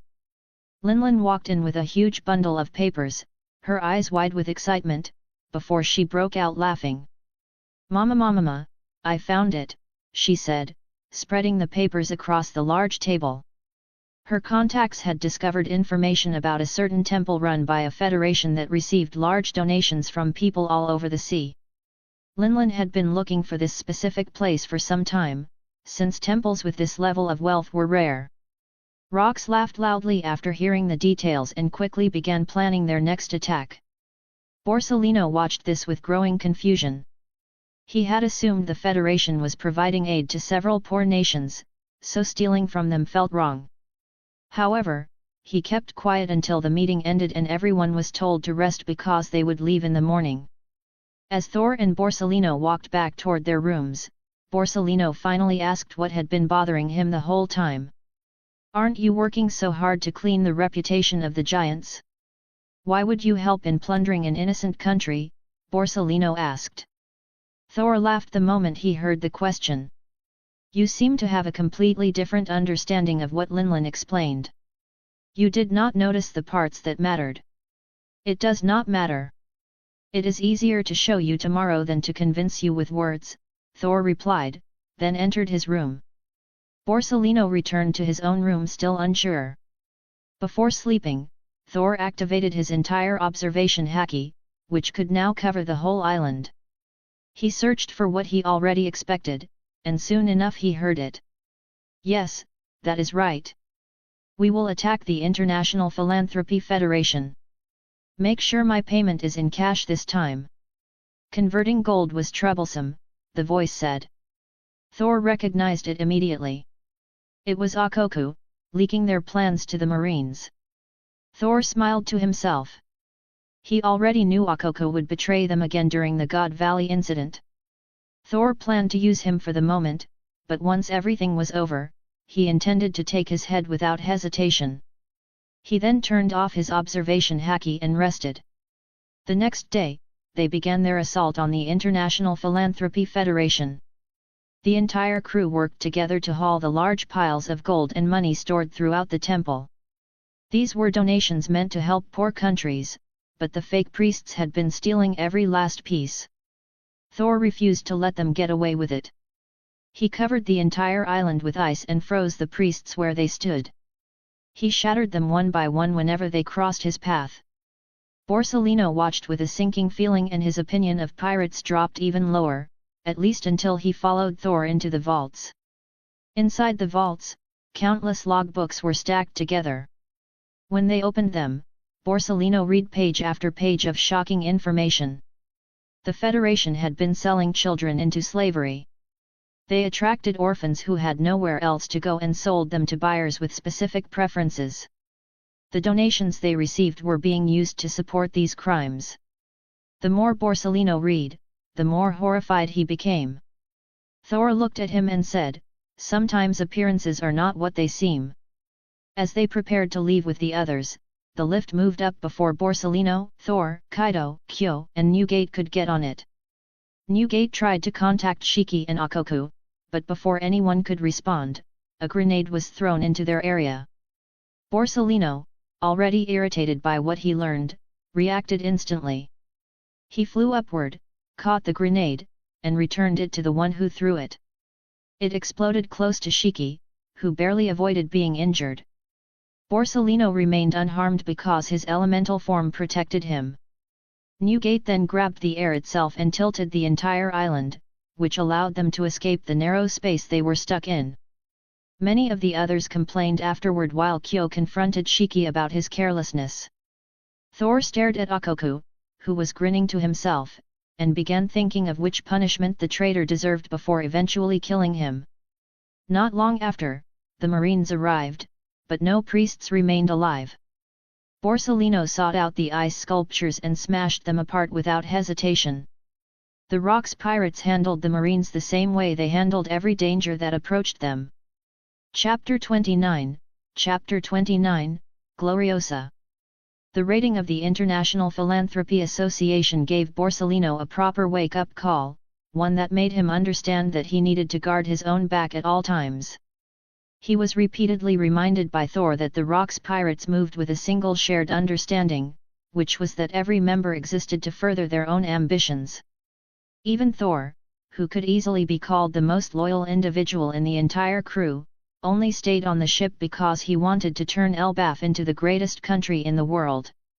The crew worked together because their goals aligned, not because any of them cared about unity. So would our own crew also work under this kind of idea if we ever start one? Borsellino asked one afternoon, staring blankly at the sky. Thor only laughed in response, which made Borsellino even more confused. Do you honestly think this style of leadership would work in a war against an institution that has been built on endless obedience to those above them? Thor said. If I were you, I would take the qualities worth keeping and remove everything that holds your people back. That is the only way to build a truly reliable crew. Borsellino nodded slowly. Even in his short time with Thor and the Rocks pirates, he already noticed that Thor had a completely different approach to everything. Thor was willing to stand beside Rocks, but he did not follow Xebec blindly. He respected Rocks, even if he disagreed with many of his methods, while most others in the crew either feared Rocks or tolerated him. Time continued to move forward, and Borsellino kept spending most of his days with Thor, Newgate, and Stussy. Meanwhile, Kaido began drifting closer to Linlin, who was giving birth to children so frequently that the entire island started recognizing her pacing footsteps as a normal sound. During this period, Thor finally saw one of his favorite characters from the world he remembered, which was Katakuri. Katakuri already carried himself with pride even as a child. Katakuri eventually began looking up to Thor after watching him fight, argue, and live in the way he wanted. Katakuri often imitated small things Thor did, sometimes copying gestures, sometimes copying the way Thor walked, and even once copying Thor's clothing. Thor caught Katakuri wearing something similar to the clothing of an Elbaf warrior, which looked more like a barbarian outfit compared to Katakuri's usual cowboy-inspired appearance. Thor found it amusing and strangely adorable. "Katakuri, if you want to be like me, let me give you something important," Thor said calmly. "Do not waver. A person who wavers is someone who breaks easily. If you choose to stand in front of something, then give your full heart to that choice." Katakuri had been crying while holding Bruli's hand. She had a fresh wound on her face from an earlier bullying incident. Katakuri had tried to protect her and ended up beaten as well.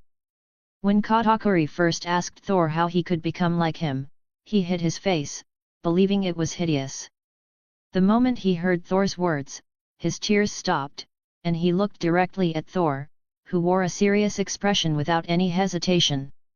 "Do not cover your face just because others say it looks wrong. Do not hide the marks on your sister's face because you feel ashamed of them. These are proof of the paths you walk and the fights you endure. A warrior carries his scars and the scars of those he protects. Push yourself until you reach your own limits and prove your worth for yourself, not for the approval of others," Thor said. The words imprinted directly into Katakuri's mind. Bruli received treatment from Stussy, while Newgate stood nearby with a thunderous expression. "What kind of coward hurts a child just because they cannot defeat another child?" Newgate muttered, his voice low with anger. "I will deal with them myself." Thor turned to him. "There is no need. Katakuri already handled it," Thor replied. Newgate paused and then walked toward Katakuri, placing a heavy hand on his shoulder. "Stand proud. You protected your family. That is what matters most," Newgate said. Katakuri almost glowed with happiness. Recognition from both Thor and Newgate, two of the most respected fighters in the crew, meant more to him than anything. Life on Hakinoso continued. Katakuri, Bruli, and even Oven began spending more time around the area where Thor, Borsellino, Newgate, and Stussy usually stayed. The most noticeable change was that Katakuri no longer covered his mouth. He now walked confidently with his imperfections visible to everyone. While life on the island continued, Rox sailed alone over the open sea. He had just returned from Elbaf, where Thor had left something for Loki and the others.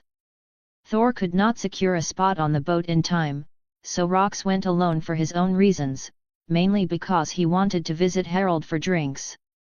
Even if Harald denied it, Rox knew that the two of them were each other's oldest friends. As Rox continued sailing, he came across a ship he recognized immediately. It carried the Jolly Roger with the distinctive fang-shaped snakes. It was none other than the Kuja pirates. Rox smiled in amusement and fired his pistol toward the vessel. "Oi, Kuja pirates, consider that an official invitation for a davy-back fight between me and your captain," Rox shouted. The gunshot caused several of the Kuja members to rush to the deck. Their captain Gloriosa and her vice-captain Shakyako stepped forward. When Shakyako saw Rox, she instantly looked toward Gloriosa and whispered caution, fully aware of Rox's reputation. Gloriosa, however, drifted into her own thoughts. "If I defeat Rox and make him bow to me, Roger will surely be impressed with me," Gloriosa thought foolishly. Shakyako knew this thought was dangerous, as Rox was known not only for his strength but for his extreme cunning. Many who fought him in davy-back fights later found themselves part of his crew. "Sister, be careful. He is planning something," Shakyako warned. Gloriosa barely heard her as she was too lost in her imagination. Shakyako shook her repeatedly until Gloriosa nearly became dizzy. "I accept," Gloriosa said, still dizzy. Shakyako's expression immediately darkened while Rox's grin widened. Their davy-back fight involved a very unusual challenge. Both competitors would be bitten repeatedly by the most poisonous snake raised by the Kuja. Whoever fainted first and required the antidote would lose. Gloriosa had grown up surrounded by poisonous creatures and had built incredible tolerance. Rox had no such experience, but he faced the challenge without hesitation. There were no elaborate rules. The one who fell unconscious first would lose. Tritoma, the third in command of the Kuja pirates, brought out their deadliest snake. Its venom would clot blood instantly with no mercy. The snake bit both of them. Gloriosa showed almost no reaction while Rock's eyes began to redden almost immediately. He felt the venom rushing through him and understood he would lose if he waited. Rox remembered there were no rules about using haki. He released a focused burst of Conqueror's haki directly at Gloriosa. She collapsed instantly. Shakyako drew her bow and aimed at Rox. "You cheated," she said. Rox laughed even while blood ran from the corner of his mouth. "There were no rules against it. This is my win and you know it," Rox answered. Tritoma held the antidote but hesitated. Rox was coughing blood yet still grinning. Shakyako wanted to wait and let the poison finish him, but Gloriosa grabbed her arm. "Give him the antidote. We lost. He simply used what he had. We also had our advantages," Gloriosa said. Shakyako reluctantly signaled to Tritoma, who handed the antidote to Rox. He drank it and laughed again. With that, Gloriosa lost her position as captain and became part of the Rox pirates. Her mind quickly returned to thoughts of Roger, believing this might become the opportunity she had been waiting for. Chapter 30, Shukuyaku. With Gloriosa officially joining the Rox pirates, it was only natural that Shuki's eventual recruitment would not be far behind. Thor remembered clearly that in the original timeline, only a few months passed between Gloriosa becoming a member and Shuki deciding to follow as well. At the moment, both of them were still traveling on the Kuja pirate ship, unaware that the next major event in their lives would be Roger attempting to steal Shuki from the Kuja crew. That attempt would fail in a somewhat embarrassing manner for him, which Thor always found amusing whenever he recalled the story. Thinking about all of this made Thor realize something even more important. The timing of Gloriosa's recruitment meant that the God Valley incident was slowly approaching its destined date. This part was something Thor had been dreading from the moment he arrived in this world, because he understood that Rox was meant to fall there. In the manga and even in the expanded information he used to read, the chapter never fully revealed what happened at the end of the God Valley incident. Because of that missing information, Thor had genuinely believed that Rox died on the island after being hit by the Domi Reversi. Only much later did Thor discover the truth that Rox was still alive, and the incomplete retelling had only caused confusion for readers and characters alike. The more Thor spent time with Rox, the more he could tell that the man was a victim of a reputation that had been twisted and exaggerated by the world government. In a way, it reminded Thor of Robin's situation, where she had been hunted relentlessly and called the Devil of O'Hara, only for the world to realize that most of the accusations against her were based on lies, fear, and propaganda. Rox suffered from a similar treatment, except his case was narrated almost entirely through the viewpoint of Sengoku. Sengoku was the first one who officially described Rox to the audience as a chaotic and evil figure, and this would not have been a major issue if Sengoku had actually been present on God Valley to witness the truth. Instead, he had relied on second-hand information that matched the government's narrative. As a result, the entire world believed the worst version of Rox, which Thor now knew was far from the complete story. Despite these worries quietly building up at the back of his mind, Thor continued training without slowing down. His personal development had advanced rapidly ever since he began unlocking deeper layers of his devil fruit. The changes in his devil fruit power were so intense that his hair started shifting in color. More white strands replaced the original red ones, giving him a look that slowly resembled the white hair commonly seen in Lunarians. The transformation did not bother him, instead, he saw it as proof that he was finally beginning to access the full potential of his abilities. Thor's training did not stop with his devil fruit. He also spent long hours adjusting and refining his control over his haki. Through continuous testing, he discovered that his haki output was essentially limitless because of the essence that strengthened his soul. This allowed him to maintain the same intensity of haki that he used during his clashes with other powerful users without any noticeable exhaustion. Rox noticed this during one of their sparring sessions, and it immediately sparked excitement in him. Rox began raising his own output in response, and Thor found himself forced to match that rising pressure if he wanted the training battles to continue. His armament haki, which had already achieved external release, had now moved into internal release. Thor had even recreated the technique similar to the one Luffy used against the tree, where the force exploded from the inside out. This achievement shocked even Rox, who had not expected Thor to progress that quickly. While doing all this, Thor also trained Borsalino. Surprisingly, Borsalino learned the internal release concept very quickly. His ability to understand difficult techniques on the first attempt showed how talented he truly was. It made Thor think about how much potential Borsalino actually had, potential that would normally be buried under his laziness and his habit of depending entirely on the power of his devil fruit. Even Zephyr, Borsalino's instructor in the Marines in the original timeline, always scolded him for wasting his natural gifts and refusing to put in proper effort. Yet here, under Thor's guidance, Borsalino showed that he was capable of much more when he finally chose to take something seriously. One afternoon, while Borsalino was steadily getting used to haki and slowly beginning to understand how to apply it without overthinking every movement, Newgate walked over with a thoughtful look and asked him a simple question. Want a fight? Newgate had already observed that Borsalino possessed talent, but talent alone would not turn into instinct unless it was sharpened through real battles. Borsalino had not yet faced someone who could truly push him, and Newgate wanted to see how much progress he had actually made. Thor immediately supported the idea. That is a great idea, Newgate. Borsalino, you should accept it, Thor said casually. Borsalino released a long and lazy sigh. He had been preparing to refuse, but the moment Thor voiced his approval, Borsalino understood that refusing would only lead to Thor overwhelming him with several layers of logic until he eventually agreed anyway. Thor had that kind of effect on people. Arguing with him required more energy than simply doing what he suggested, so Borsalino gave up and nodded.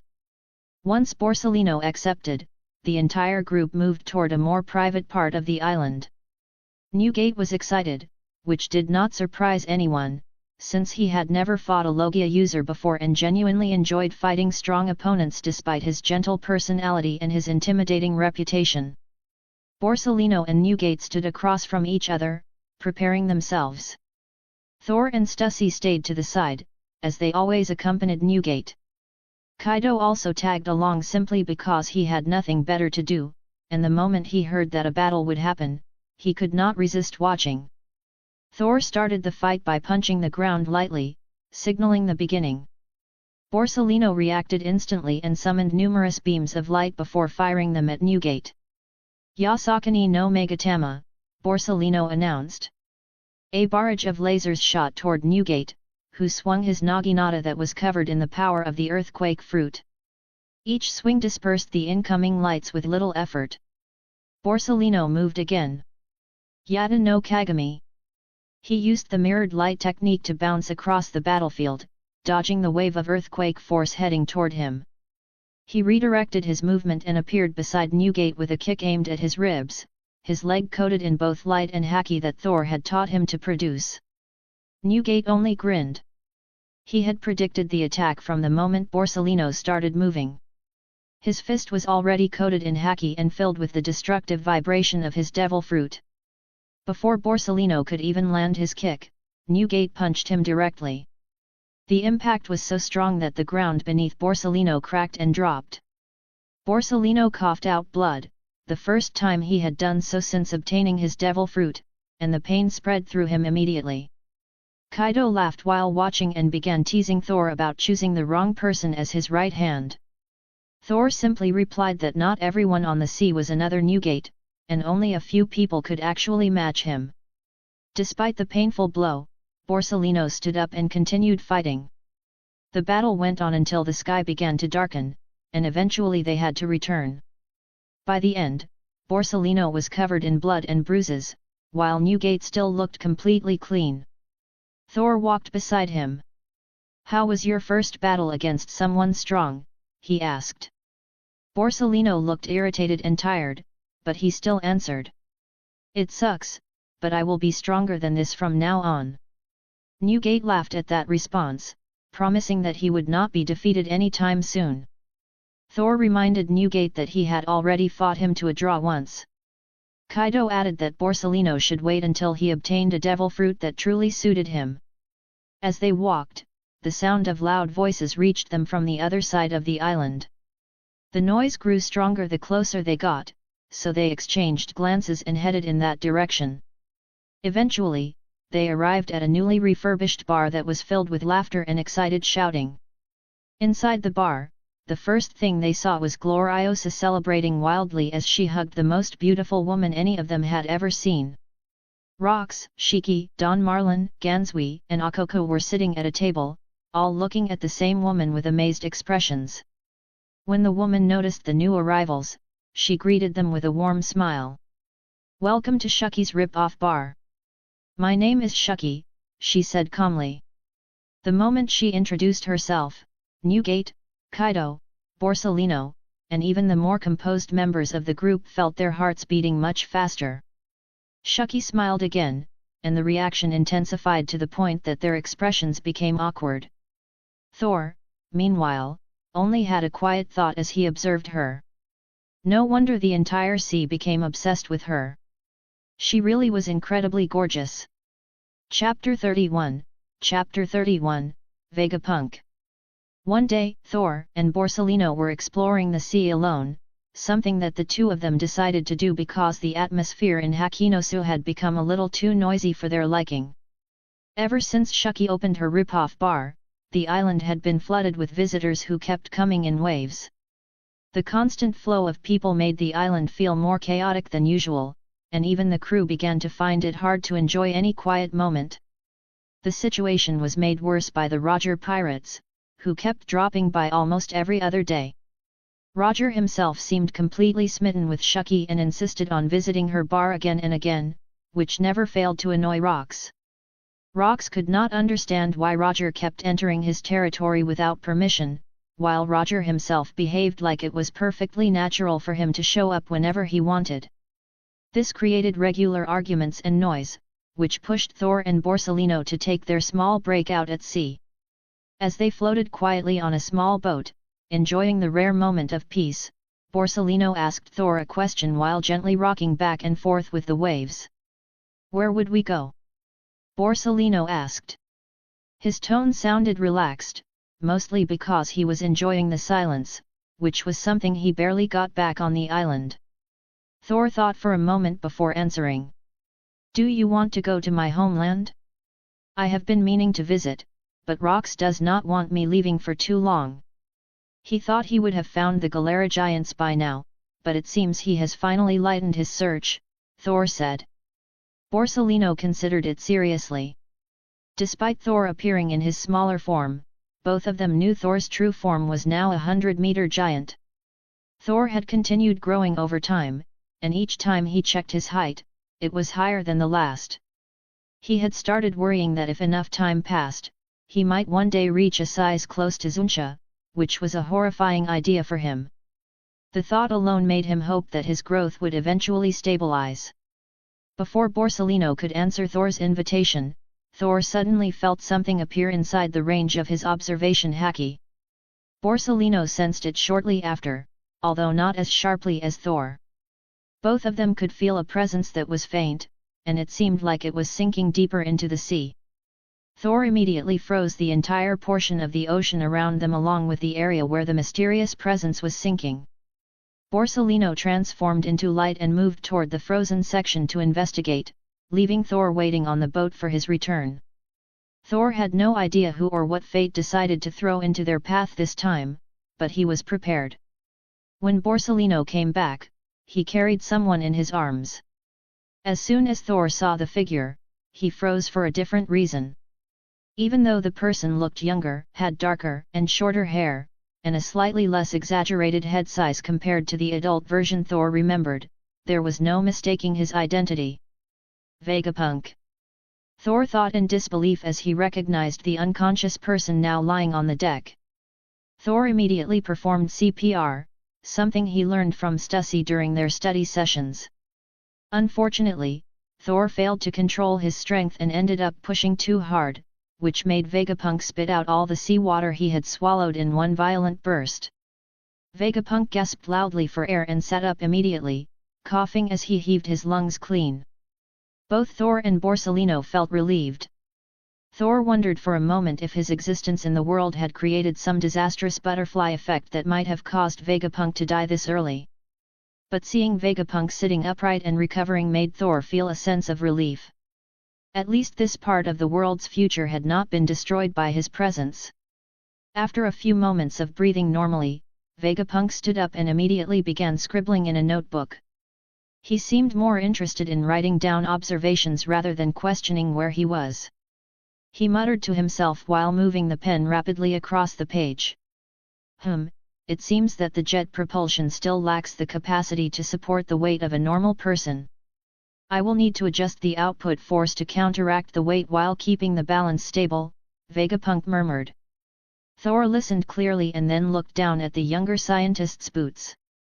They resembled the jet boots Vegapunk would create in the future on Egghead, although these early versions were bulkier, clankier, and looked more experimental. Interesting, Thor said while studying the boots. His voice caught Vegapunk's attention, making the scientist finally look up at both Thor and Borsalino. Ah! Forgive my rudeness. My name is Vegapunk, and thank you for saving this scientist's life. You have done the world a great favor by allowing me to continue existing, Vegapunk said with complete confidence.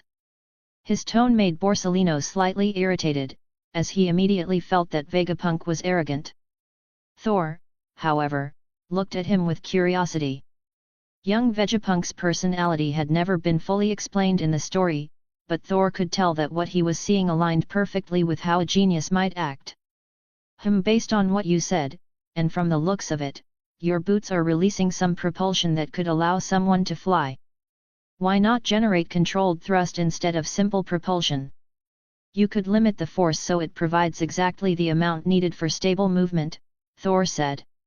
He remembered some of this from Stussy's books, and some from his memories of how the Iron Man suit worked. Vegapunk looked stunned for a moment before quickly replying. Even if that technology is possible, it would require a tremendous amount of power to generate that level of thrust. That would add unnecessary weight to the boots, he explained, snapping out of his surprise. Why not use a property from a devil fruit? Electromagnetic pulses could counteract gravity, Thor suggested. This immediately brightened Vegapunk's eyes, although the brightness faded when he remembered something. I do not know anyone who possesses a devil fruit that could generate electromagnetic pulses. But the idea is extremely promising, and I will expand on it, Vegapunk said with a hint of disappointment. Thor suddenly laughed. Why not come with me? One of the crewmates in the group I belong to has the Jiki no Mi. He can control metal. I am sure you could learn a lot from him just by watching him from a distance, Thor said. The moment Vegapunk heard this, his eyes lit up again. He stood up with excitement and immediately agreed to Thor's invitation. This became the second major thing Thor had changed in the world. If he could bring Vegapunk into the crew, the world government would lose one of its strongest assets. Even if Vegapunk refused to join, Thor would at least get the chance to learn from him and use the eternal essence to enhance his own knowledge and future inventions. The three of them began sailing back toward Hakinosu. Thor unfroze the ocean, and they set off with Borsalino and the newly rescued Vegapunk. On the way back, Thor and Borsalino decided that their trip to Elbaf could wait for another time, especially now that they had someone like Vegapunk on board. A/N, this is the original writing for the chapter 31, I did not notice that when I made chat to correct my grammar, it removed every dialogues. Chapter 32, Announcement. For those who are members of the KO-FI membership, please answer the poll that I've made to prioritize what FIC to update daily, it's your only perk, sorry. I've explained everything in the details. P.S. Don't worry, I'll update every FIC, there's no week that would goes by that I won't make at least 2 chapters for everything, but just to prioritize FICs that are being paid to be read. Chapter 33, Chapter 32, Time skip and nearing the end. Time passed quickly after Thor met Vegapunk. The introduction itself had been simple, but the effects of bringing Vegapunk to Hakinosa were far from small. When Thor introduced the young scientist to Rox, Rox was immediately pleased. He did not even try to hide it. The moment he realized that Thor had managed to bring in someone who clearly possessed a unique mind, Rox's mood lifted to the point that he almost seemed proud. A new addition to the crew who was not only competent but also extremely useful was something he rarely received, and Vegapunk proved his value almost instantly. Vegapunk demonstrated a method to traverse the calm belt without being attacked by sea kings. Thor knew that only the Marines possessed this knowledge in the official timeline because they bought the invention directly from Vegapunk. Seeing Vegapunk teach Rox and the rest of the Rox pirates how to cross the calm belt safely made Thor realize just how big of a change his presence caused. Even the strongest pirates in the world were now casually gaining access to technology that the Marines would one day guard carefully. Vegapunk did not treat it like a secret at all. He explained the mechanism calmly, as if he were sharing a simple recipe, which impressed even Rox. Their personal deal began soon after. Vegapunk started teaching Thor everything he could, and surprisingly, Thor was able to keep up. Vegapunk had been stunned at first by how quickly Thor adapted to new ideas, until he learned that Thor had already acquired a wide base of foundational knowledge from the books Stussy owned. Because of that base, Thor now had a surprisingly stable understanding of engineering concepts, biological principles, and numerous theoretical areas that Vegapunk found useful. This allowed Thor to pursue the scientific projects he had planned for the future. Vegapunk then made another arrangement with both Gansui and Captain John. He needed specific materials for certain long-term projects, and Gansui, who once worked as a smuggler, had many contacts in the underworld.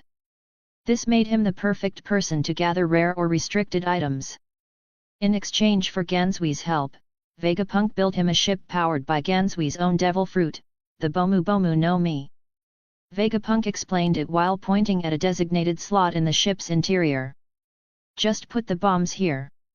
It does not matter what part of your body produces the explosions. As long as it explodes, this mechanism will absorb and redirect the impact. It will spin the internal turbine faster and convert the explosion's force into mechanical energy, which will then be stored in this container and used to power your ship engine, Vegapunk said, sounding completely satisfied with his design. Gansui barely listened.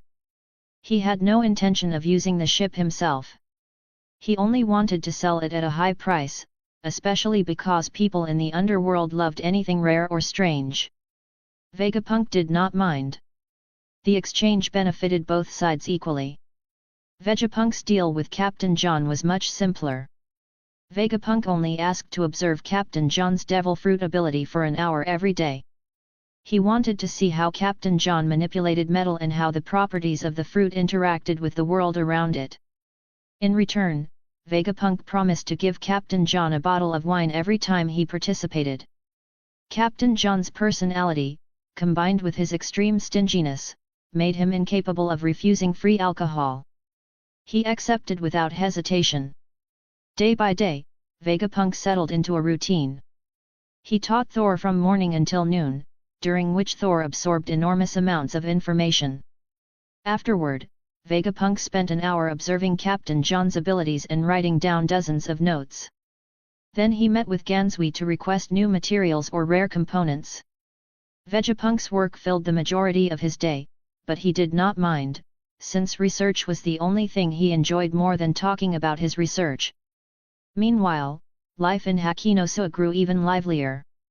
The longer Shuki operated her ripoff bar, the more people visited the island.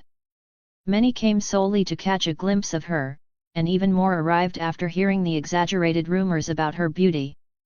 Shuki understood her own appeal very well and used it to earn a large amount of money. Her helpers were volunteers who simply wanted to be near her, which meant Shuki kept all the profits. She even managed to secure most of her supplies for free by flashing a smile. Thor had to admit that the business strategy was incredibly effective. One day, Thor saw something inside Shucky's rip-off bar that he never expected. It was something that had originally been a joke among One Piece fans in his past life, but now he was seeing it with his own eyes. The man standing behind the counter, helping Shucky by serving drinks, was Zeph, who would one day become the owner of the Baratai. The sight surprised Thor, and he approached Zeph to confirm. "What's your name? I haven't seen you here before," Thor then said towards Zeph. Despite knowing his name, he does not know it formally to use it, as Thor just intended to let Zeph mention his name. "My name is Zeph, and I'm chef," Zeph then answered, but even without introducing the position, Zeph's attire already gave up his would-be position. "So, what brought you here, Zeph?" Thor asked as he struck up a conversation. Zeph looked genuinely happy as he answered. "Oh, I read somewhere that the most beautiful woman on the sea is staying here in Hakinosu. I just had to see it for myself. And because of the events that followed, I ended up becoming the personal chef of that same woman," Zeph replied. Thor could hear the gratitude in Zeph's voice. Zeph sounded like someone who believed fate had placed him in the best possible situation. Thor could only think to himself while looking at Zeph. "You too, Zeph? Really? No wonder Sanji is like that." He kept this thought private since the event had not happened yet, and saying it out loud would make no sense to anyone but himself. One day, Rox returned from one of his solo trips across the sea. It was a quiet afternoon, and Thor happened to notice immediately that something was off with him. Rox carried a different atmosphere than usual. There was a subtle shift in the way he walked, a lighter step, as if his thoughts were somewhere else entirely. Thor had known Rox long enough to distinguish between his usual moods, and what he saw now did not match any of the familiar ones. Rox looked happy, genuinely happy, and that alone made Thor pay attention. Normally, Rox only wore that kind of smile when Shucky appeared in front of him, or when he was about to do something reckless while believing it was clever. This time, however, the smile seemed fixed on his face for no particular reason, almost like he was trying to suppress it but failed. Thor instantly recognized the expression, which only confirmed his suspicion. Thor waited until the entire skull-shaped building was empty, choosing a moment when everyone else had gone off to their own business. Only then did he approach Rox, since he knew the man would not appreciate having this conversation anywhere public. "Have you met a woman? You seem so happy," Thor said casually. Rox immediately reacted by activating his observation haki. He swept the entire room, checking corners, walls, and even the ceiling, looking for any sign of someone eavesdropping. He extended his haki farther to see if anyone was within range, but the only person nearby was Thor. "They are all at Shucky's bar, so should I take your reaction as a yes?" Thor asked, clarifying why the building was empty. Rox let out a quiet breath and finally answered. "Yes, but this cannot be known by anyone." "All right." Thor frowned at once. He understood exactly what this meant, and it caused a heavy feeling in his stomach. The God Valley incident was not far off in the timeline. Anything that tied Rox to a new and innocent person increased the danger significantly. "Have you lost your mind? You know how persecuted you are by the world government, and now you would put a completely innocent woman in danger," Thor whispered. He kept his tone low, but despite that, Rox still looked offended, as if Thor had accused him of something unreasonable. "You do not have to worry. I already have the perfect plan. I will put them in my hometown, and even you do not know where my hometown is. This way, she will be out of harm's way and surrounded by my own family," Rox replied in a firm tone, as if he had already resolved everything on his own. Thor did not share the same confidence. The idea felt unstable at best, but he still tried to offer a safer option. "Why do you not bring them to Elbaf? They would be much safer there than anywhere else. I doubt there is anyone stupid enough to invade the country of giants without permission," Thor said, trying to redirect Rox toward a solution that might actually change the events of God Valley. Rox shook his head. No. They are much safer in my hometown. It would be suspicious if a human lived among the giants, would it not? And there is still a lot of civil conflict happening in your country, Rox answered without hesitation. Thor held back the urge to sigh. He understood Rox's reasoning, but it only made him more aware of how close the coming tragedy was. In his mind, he already knew that fate had set many events in motion, and Rox was unknowingly walking straight toward them. Oh, you have no idea what fate plans for you, Thor thought silently. In that moment, he made a personal vow. When the God Valley incident finally happened, he would ensure that Eris and Teach escaped the island safely. If there was even the smallest chance that Rox could be saved, Thor would do everything in his power to make it happen. Their conversation continued for a while longer. Eventually, they reached a point where there was nothing more to say, and both men understood each other's positions clearly. When the discussion came to an end, the two of them walked out of the Skull building together and made their way toward Shucky's bar. Thor steadied himself mentally, preparing for whatever came next, because he knew the future was slowly beginning to tighten around them. Chapter 34, Chapter 33, The Fated Time. Thor, Vegapunk, Borsalino, and Newgate were on their way back from one of their long expeditions. This trip had started because Vegapunk insisted on acquiring several items that were being sold in a black market auction. He originally wanted to go alone, but Rox refused that idea immediately. Rox had already seen the potential Vegapunk carried, and he was not willing to risk losing him over a reckless trip into the underworld. Because of this, Rox assigned bodyguards to accompany him. Thor and Borsalino joined the group as well, mostly because the island had become boring for the two of them, and they were eager for anything that resembled a distraction. The benefits Rox had gained from sponsoring Vegapunk were far greater than he initially expected. Thanks to the endless resources Rox supplied, Vegapunk managed to discover the lineage factor much earlier than in the original timeline. Rox provided access to rare materials, stolen research, and several items that the world government preferred to keep hidden. The cuts Rox received from past raids helped fund an equally large amount of supplies. Almost everything Vegapunk needed could be obtained immediately, since Rox had already prepared stockpiles for the army he planned to form in the future. This also meant that the deal between Thor and Vegapunk was now in full effect. Every piece of knowledge Vegapunk possessed, and every new discovery he made, was being handed to Thor directly. Thor absorbed everything without difficulty. Thanks to the books he had read in Stussy's library, he already had the foundations to understand engineering and biology, which allowed Vegapunk to teach him without slowing down. During the trip back, Newgate was the one carrying the majority of the items from the auction. He had lost in their dice roll, and accepted his punishment with a mix of irritation and resignation. "Why do you have to buy all of these items?" Newgate asked, shifting the bags on his shoulder as he glared at Vegapunk. "If I explain it to you, I do not think you would understand," Vegapunk replied plainly. Thor and Borsalino both laughed at this, while Newgate did not appreciate being dismissed so easily. "What did you say? Are you underestimating me?" "I am Edward Newgate," Newgate shouted, his pride clearly offended. Vegapunk then attempted to explain the purpose of each item, including one specific material used to create a more accurate microscope lens. As Vegapunk talked, Newgate slowly became quiet.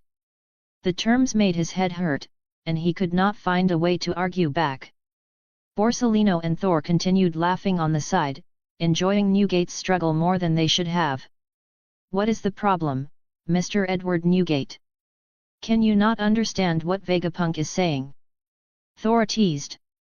Newgate tried to defend himself, but he could not even repeat the concepts Vegapunk had mentioned. The two continued to argue in a childish manner until the long-distance den-den mushi suddenly rang. The sound made both of them fall silent. Newgate picked it up since he was the closest. "Rox, this is Newgate. What is the matter?" he asked. He sounded confused, because Rox never contacted them during expeditions.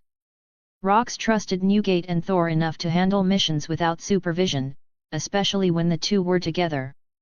"Come back quickly. Shucky has been kidnapped," Rox said. The news shocked Newgate, Borsellino, and Vegapunk. Thor, who stood right beside Newgate, froze in place. He immediately began calculating the timeline in his head. He had not expected this event to happen so soon. What kind of security does Hakinosu even have? How does the most important jewel in the entire base get taken right in the middle of our territory? Newgate shouted angrily. He started scolding Rox, accusing him of recklessness and poor judgment. Vegapunk expressed his own disappointment as well. Over the years, he had grown fond of Shucky. Whenever he got stuck on a research problem, Shucky's bar became his place to unwind. Borsellino did not focus on Rox's answer. Instead, he looked at Thor. He knew Thor's relationship with Shucky was close. Thor had once mentioned that his foster mother owned a bar similar to Shucky's, and that both women shared a caring personality. "Are you all right?" Borsellino asked quietly. Thor turned toward him, but said nothing yet. He was processing everything.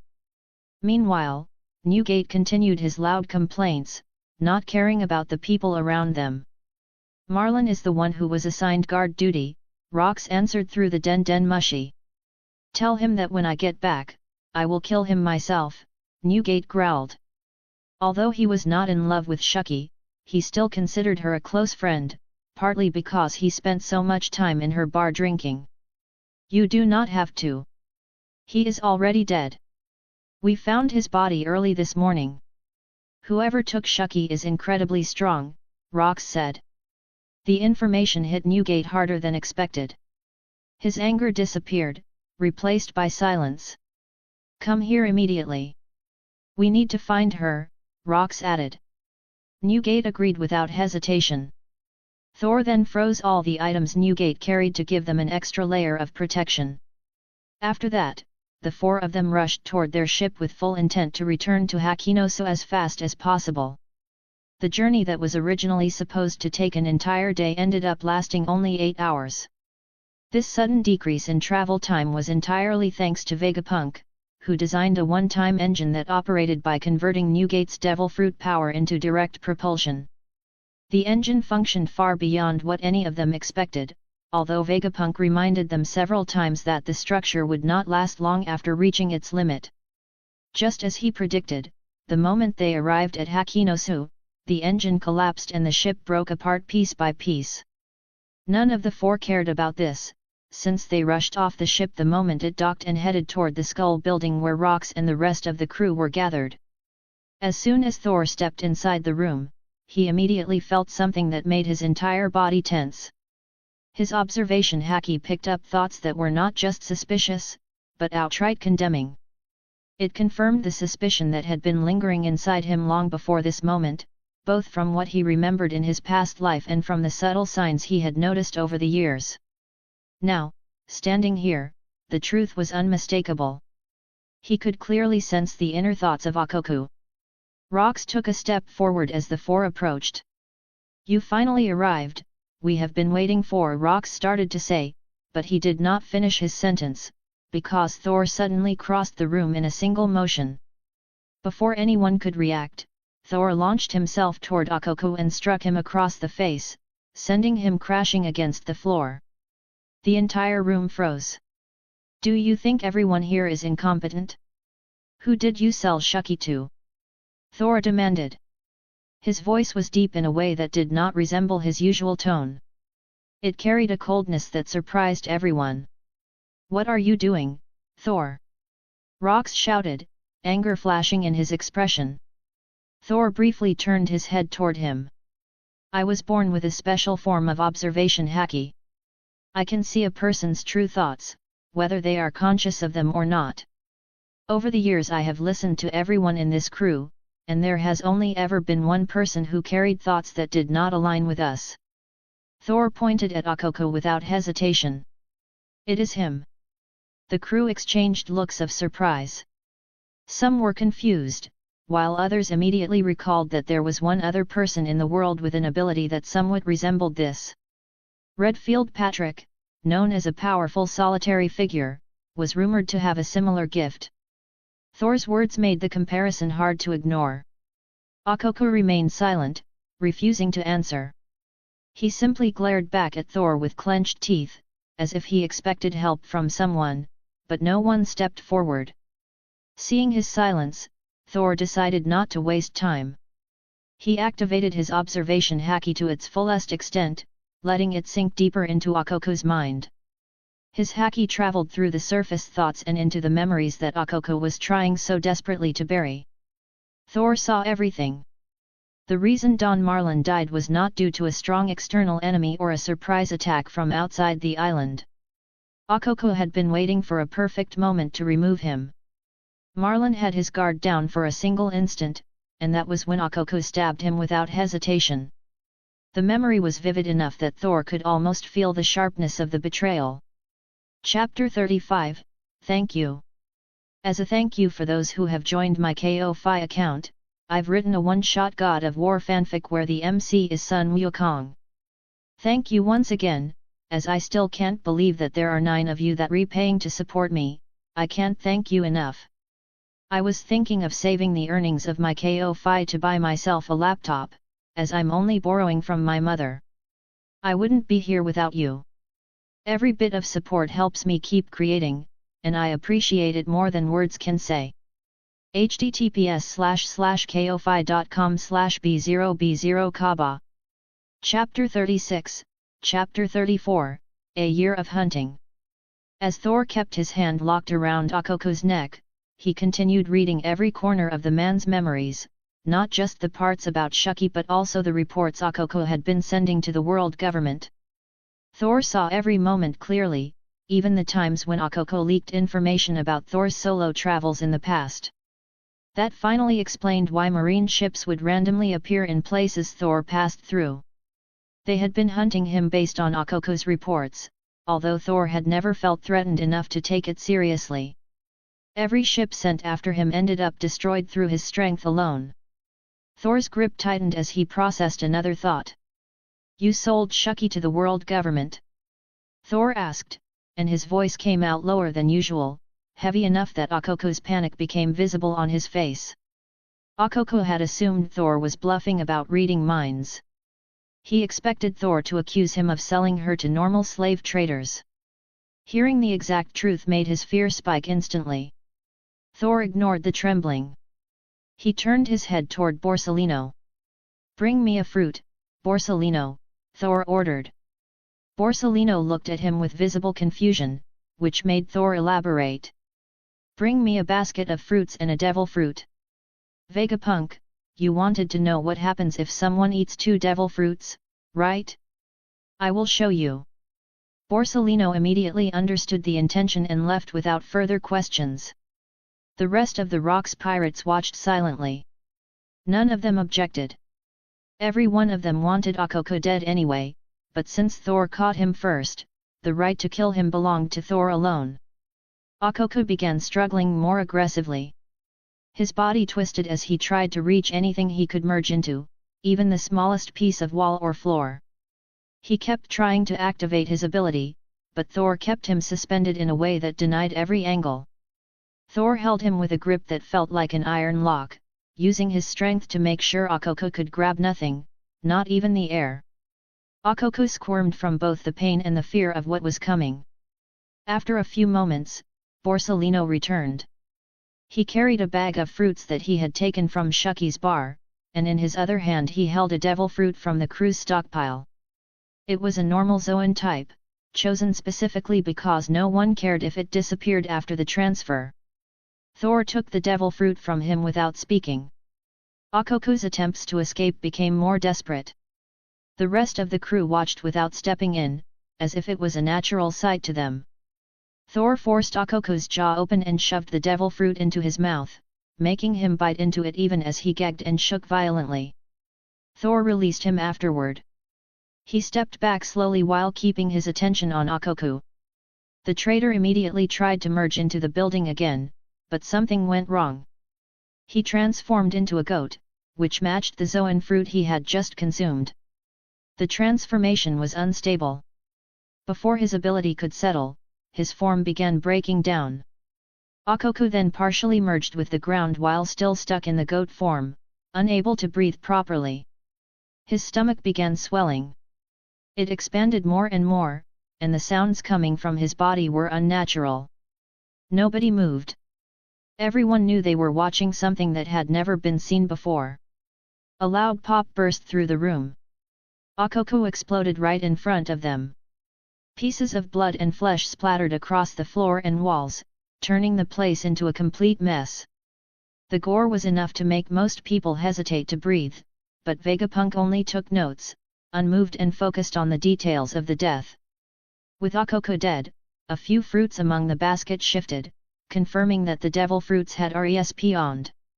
One of them showed the new appearance of the Isle fruit, a valuable one, which Thor picked up immediately. Gloriosa, who was closest to Shuki and shared the same tribe as her, could not stop crying. She had gone silent for a moment because of the shock from the explosion, but once her mind caught up, she broke into tears again. Shuki must be so alone right now, Gloriosa said while crying, and several others who felt the same way about Shuki found themselves in the same state as her. What are you crying for? We will find her. We already know who bought her, so we just need to attack marine vessels until they return Shuki to us, Captain John said. Gansui and Gil Baxter agreed immediately. Linlin shook her head at their suggestion. Do you really think the world government cares about losing a few military personnel? They treat an admiral like a clean-up worker.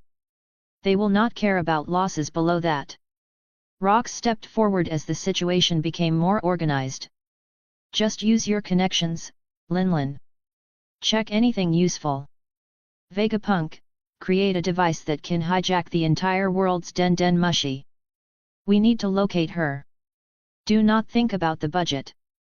Vegapunk already had formulas running in his head before Rox even finished the sentence. Rox then paused for a moment, looking at his crew. This was the first time he had ever seen them united with one purpose. For them to agree without fighting was already unbelievable, but seeing that they all valued Shuki more than they valued him made the scene even more surreal. An entire year passed without a single piece of reliable news. Even with the device Vegapunk created, not one of them managed to hear anything useful about Shuki. Over time, their hopes continued to sink lower and lower. All of them understood how the celestial dragons treated their slaves. They changed them the way ordinary people changed clothes, never caring that the people they were torturing were still human beings. Because of that, the idea that Shuki might still be alive felt thinner each day, even though none of them dared to say it out loud. Vegapunk took full responsibility for wiretapping as many communication lines and Den Mushi as he could connect to. Thor helped in his own way, which was by attacking every world government ship he encountered, even when the ship was only present for a festival or minor patrol. To Thor, anything connected to the world government was fair to destroy, and if even one of those ships carried a clue, then it was worth the effort. One day, while Vegapunk searched through clusters of overlapping communications, he stumbled upon a signal that did not match any of the usual government patterns. He listened closely. The transmission carried a clearer voice than most of the ones he tapped into. It was as if there's an spy inside the ship of the one that's going on a God Valley. The voice mentioned their next destination and even listed the devil fruits that were stored on board. The world government is heading to a place called God Valley to begin a human hunting contest. There are 2 prizes that will interest you. One is the Paw fruit and the other is the Azure Dragon. Vegapunk did not interrupt the signal. He stayed silent, letting the information continue. And there is a special prize the guards have been talking about. They said she used to belong to the Kuja pirates and was known as the most beautiful woman in the sea. I think her name is Shakiaku.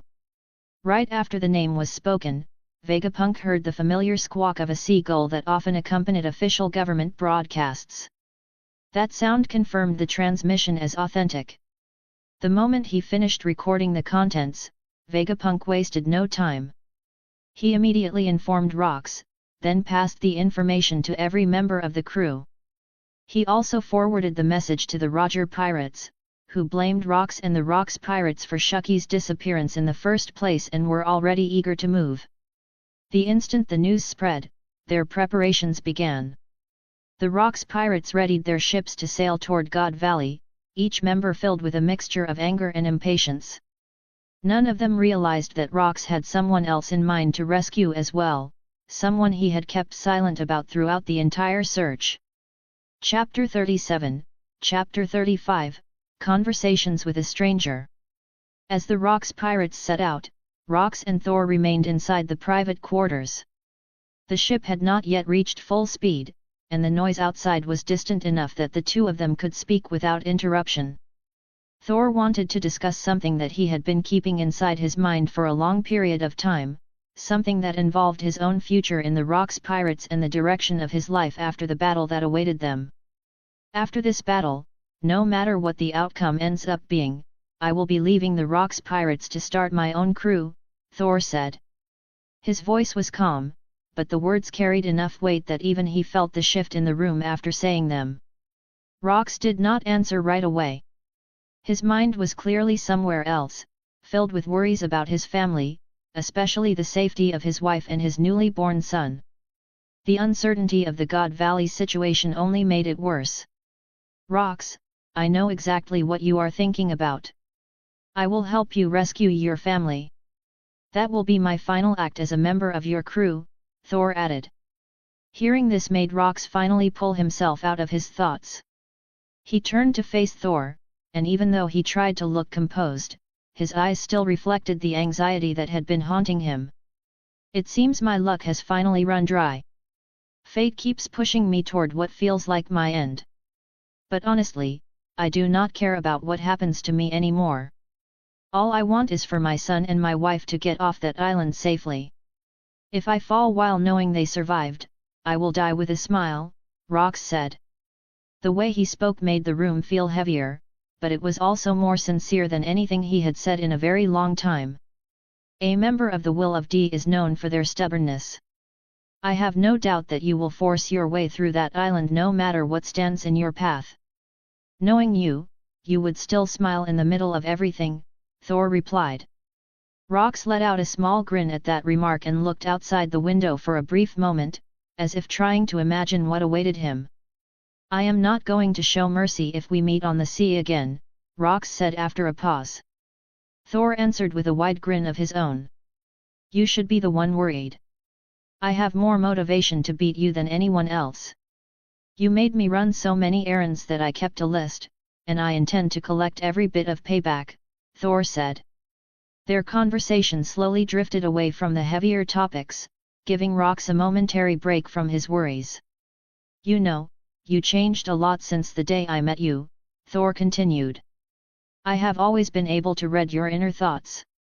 Not once did I sense you trying to deceive me or my father. Everything you say is exactly what you think, and that honesty is part of the reason I decided to follow you in the first place. What was the other part? Rox asked. He was genuinely curious to know what impression he had left on Thor. Your ambition always came first for you. But now, that is not true anymore. Even if you deny it, your wife and your child are your real priority. I still cannot fully believe it myself. You sound different, almost like I am talking to someone else, Thor said. Rox did not respond right away. He lowered his head slightly and reflected on what Thor had said. He thought about his past actions, the countless decisions he made throughout his life, and then compared those with the choices he began making after meeting the woman he married. The correlation was clear. It was also the first time he noticed how his obsession with the galley giants had faded after she entered his life. Thor eventually stood up and walked toward the door. He wanted to leave Rox alone for a bit so he could think calmly. Before stepping outside, Thor turned back toward him. By the way, Newgate. If you told him your real reason for going to God Valley, he would help you without hesitation. You might not realize it, but he is someone who can be trusted, Thor said. He then opened the door and left the room, heading toward the place where Borsellino was resting. As usual, Borsellino treated the situation like another regular siege that the Rocks pirates would deal with. Stay alert. This is the first war you will ever be involved in. After you experience what the world government truly does, the image you have of them will never be the same, Thor said. He sat beside Borsellino, who slowly removed his sunglasses and looked at Thor. Thor did not elaborate further. He simply closed his eyes and prepared himself for what was coming. A short while later, Thor noticed someone calling Newgate. He watched as Newgate entered the same quarters Thor had just come from. Seeing that made Thor smile to himself. He placed his hand on the handle of the axe resting against his side, gripping it with renewed determination. Around him, the other members of the Rocks pirates were preparing as well, all of them driven by the same goal. They were going to rescue Shuki. The ship moved closer and closer to the fated island. Newgate and Rocks stood on the deck with the others, both watching the coastline approach. Newgate carried a very serious look on his face, something subtle enough that most would not notice, but Thor could see that a shift had happened. He could tell that something important was said during the conversation between Rocks and Newgate inside the private quarters. After several moments of sailing in silence, the Rocks pirates finally spotted the island. It was surrounded on all sides by marine vessels that formed a tight perimeter around the entire territory. The moment the ships entered full view, the Rocks pirates opened fire with the modified cannons that Vegapunk created for them. The bombardment destroyed a series of warships immediately, leaving gaps in the defensive ring around the island. "Let us take back the crown jewel of the Hakinosu," Rocks shouted. His words were loud, confident, and carried enough force to rally every member of the crew, although he did not mention his true objective. The rest of the crew, except for Thor and Newgate, cheered without hesitation and charged toward the island as soon as the ship reached shallow waters. They leapt to the beach and ran toward the nearest concentration of people. The Marines positioned at the shoreline were frozen in place by Thor before they could react. Borsellino followed right after and eliminated every soldier Thor did not freeze. Once the area was secure, Thor expanded his observation haki to the widest range he could manage. The wave of awareness hit him with a flood of emotions and thoughts. He sensed the despair of the ordinary residents trapped in the God Valley. He also sensed the casual annoyance coming from the presences that matched the celestial dragons, who seemed irritated that their human hunting event had been interrupted. The arrogance in those reactions made Thor even angrier, since their complete lack of empathy showed how detached they were from every living thing that was not part of their own bloodline. Thor focused on the cluster of annoyed presences and began running toward their location. He intended to eliminate every celestial dragon he could find. He did not care about consequences or diplomacy. He did not intend to give any of them the smallest amount of mercy. In his mind, burning the bridge with the world government held no importance as long as he could remove the people who caused Shuki's suffering. Borsellino had a different task.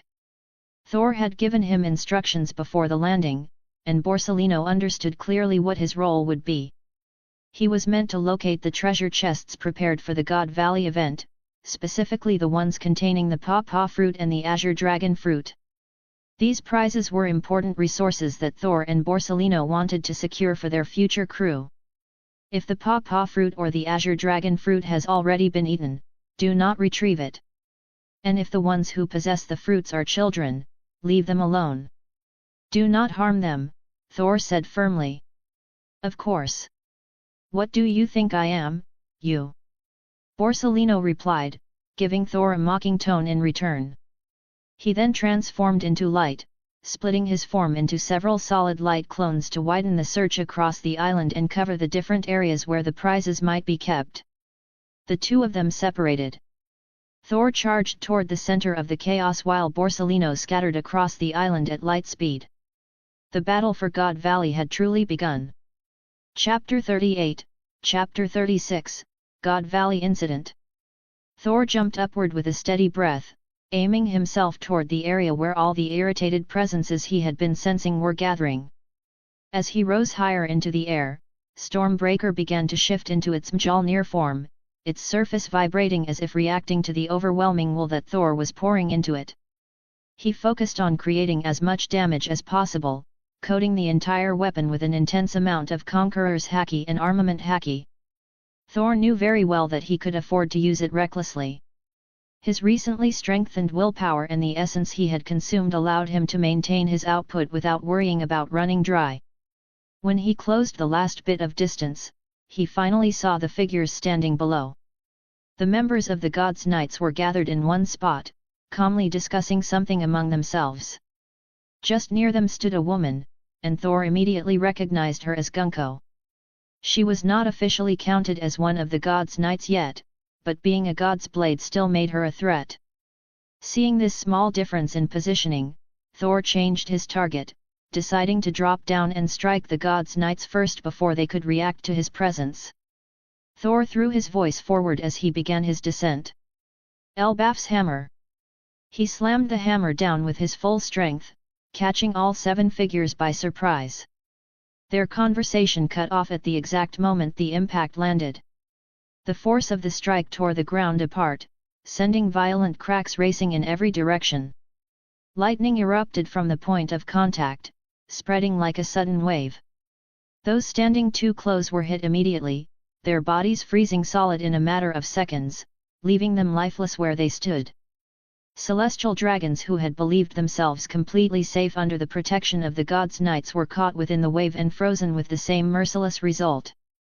Several members of Cypher Paul and a few Marines also suffered the same fate. Thor looked at the recovering Gods' Knights, still standing through the damage, and spoke with a calm but clear irritation. "It seems a rat is right in front of me. I will not mind killing you first." The Gods' Knights remained composed, even while the injuries they had taken slowly regenerated. Their expressions stayed calm because they relied on their so-called immortality.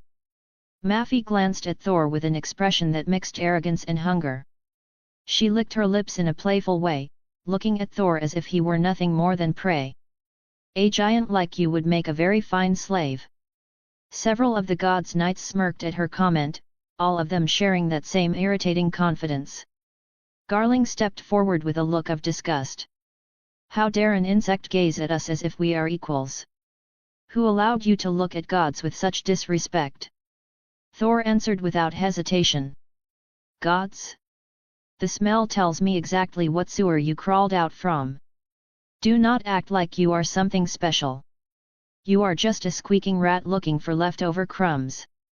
Some of the Gods' Knights smiled in amusement, believing Thor had just sealed his own fate by provoking Garling. Garling raised his sword, covering the blade with armament Haki, and spoke with a cold tone. "I will enjoy breaking your spirit." He rushed toward Thor, but Thor threw Mjolnir directly at him. Because of its immense weight, Garling was launched backward before he could adjust. Thor then created a sword of ice and immediately moved to confront the others. Thor's excessive use of Haki was beginning to show its effect. He poured so much force into every strike that the Gods' Knights struggled to defend themselves, which was unexpected given their immortality. The intensity of his attacks outmatched theirs repeatedly. Summers formed a Konobo made of briar and charged at Thor. At the same time, Mafi opened her mouth and fired a large laser beam. The other Gods' Knights joined in, all trying to overwhelm Thor with simultaneous strikes. Thor redirected their attacks against each other, yanking Summers into the path of the lasers so the attack blasted straight through his body. Summers was thrown aside heavily. The God Knight from the Manmeyer family attempted to flank, but Thor froze him instantly using True Ice, covering the frozen form with an additional layer of mass to prevent movement. Right after, Thor grabbed the blonde woman by her leg and slammed her into the ground. He stepped on her head as if extinguishing a cigarette.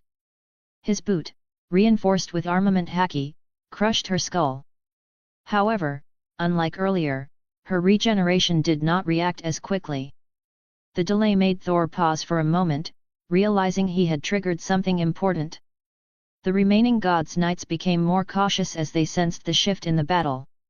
Garling returned, just as Thor summoned his weapon back into his hand. The hammer shifted into its awakened form, displaying its full muscular structure, as if the weapon itself were breathing in preparation. Thor closed his eyes briefly, recalling everything he had learned about Haki. He remembered the lessons from Xebec, the concepts Gaban taught Luffy, and every known fact he had gathered. His mind raced faster and faster until it reached a sudden clarity. With that realization, Thor opened his eyes and grinned. He slammed the hammer again, this time aiming directly at the oldest-looking god knight. The strike crushed the man's head instantly. A burst of Conqueror's Haki followed through the attack, forcefully disrupting the regeneration process. The body collapsed without moving. I understand it now. The remaining 6 stared in shock as the fallen knight did not regenerate, and even their mental link to him fell silent. You killed a god! How dare you! Maffei screamed in anger and opened her mouth to fire another laser, but Thor threw an ice orb into her mouth. The orb sealed her jaw shut at the same moment the laser activated, causing the beam to explode inside her own face. The others moved to attack Thor again, scattering around him and coordinating their next assault. Meanwhile, Borsalino, who had already turned himself into light, continued helping the civilians in every possible way he could think of. Whenever he saw Marines aiming at the people who were trying to escape, he would simply kick them away, and each kick produced an explosion that Borsalino was sure would kill the attackers on the spot. Even so, he did not show any hesitation in doing it, since protecting the civilians always came first. Still, Borsalino knew he could not stay in one area for too long, because there was something else he needed to accomplish. It was the mission that Thor had personally assigned to him, which was to find and secure any devil fruits that were scattered around the island. Thor was very particular about this task, and Borsalino understood that he had no room for failure. As he traveled across the island in a streak of light, he eventually came across an isolated cabin that seemed hidden on purpose. When he stopped, he heard 2 children whispering and discussing something urgently inside. Before he could make any move to approach them, the massive figure of Linlin suddenly appeared out of nowhere. Without any warning, she launched an attack straight at the cabin. When her strike destroyed the structure, the rebel revealed 2 young figures. One child was on the ground staring up in shock, while the other was already caught in Linlin's hand. Her other hand was gripping a devil fruit, the same one Thor told Borsalino to retrieve along with the paw fruit, which he now saw in the possession of the boy who had been thrown to the ground. The child in Linlin's grip managed to shout something despite being held tightly. He called out to the boy below and told him to eat the devil fruit. He said that even if only one of them escaped, it would still be considered a victory. The words seemed to strike the boy with determination, and he immediately bit into the fruit and swallowed it, even though the taste almost made him gag. Right after he finished, he bolted away from Linlin as fast as his small body allowed. Borsalino knew that this was the moment to act.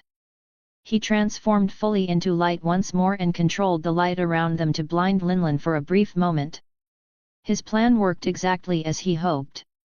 Linlin covered her eyes and roared in annoyance. By the time she reopened them, the child she had been holding was gone, the treasure chests that had been inside the destroyed cabin were missing, and Borsalino was already far away. Linlin did not notice that the only thing left in her hand was the azure dragon fruit, which she instinctively clutched when her senses were interrupted. Only Borsalino could move this fast, Linlin said as she cursed out loud. She continued complaining about that lazy man while Borsalino carried the rescued child, Ivankov, in one arm, and held the 4 treasure chests tightly in the other. He then began heading in the direction where Kuma had escaped, wanting to regroup the children together before anything worse could happen. Ivankov looked up at him with tired eyes and thanked him sincerely. Borsalino only gave him a small smile in return, while keeping his senses spread as far as he could manage. When they finally saw Kuma running in the distance, Borsalino felt a presence approaching them. It was an unpleasant presence that did not feel natural, and even Borsalino recognized that it was something that should not exist in any normal order of the world. That is an enemy, Borsalino said quietly. He did not waste any time and forced himself to move at a speed his body was not prepared to handle. The world around Ivankov suddenly froze, at least from his perspective, while Borsellino pushed his limits and shifted into a near uncontrollable burst of light. He grabbed Kuma as he passed by and carried both children away from the location before the presence could reach them. When the presence finally arrived, the ground cracked slightly, and Saint Saturn of the Five Elders materialized. He looked around the empty area and saw nothing. His expression darkened immediately, and he scanned the surroundings even more carefully, but Borsellino and the children were already far away. On the other side of the island, Borsellino reformed his physical body. His breathing was extremely heavy, almost painful, and sweat dripped down his forehead. There was a clear reason why he rarely used that level of speed. Even though he possessed the power of the light fruit, his body was not yet capable of handling everything that came with that power. He was still far from the version of himself in the future who could control his abilities with refined precision, and his body did not yet have the strength to move at such extreme levels without consequences. For now, Borsellino just held the two children close and tried to recover his breath, knowing full well that he barely avoided something far worse. Chapter 39, Chapter 37, The World Itself. As the battle between the God Knights and Thor continued, the difference in strength became clearer with every passing minute.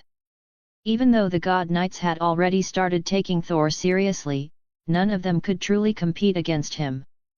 His mastery of Haki, his strange but effective devil fruit abilities, and the overwhelming force behind every move he made turned their coordinated attacks into something that looked more like a group of dolls being tossed around.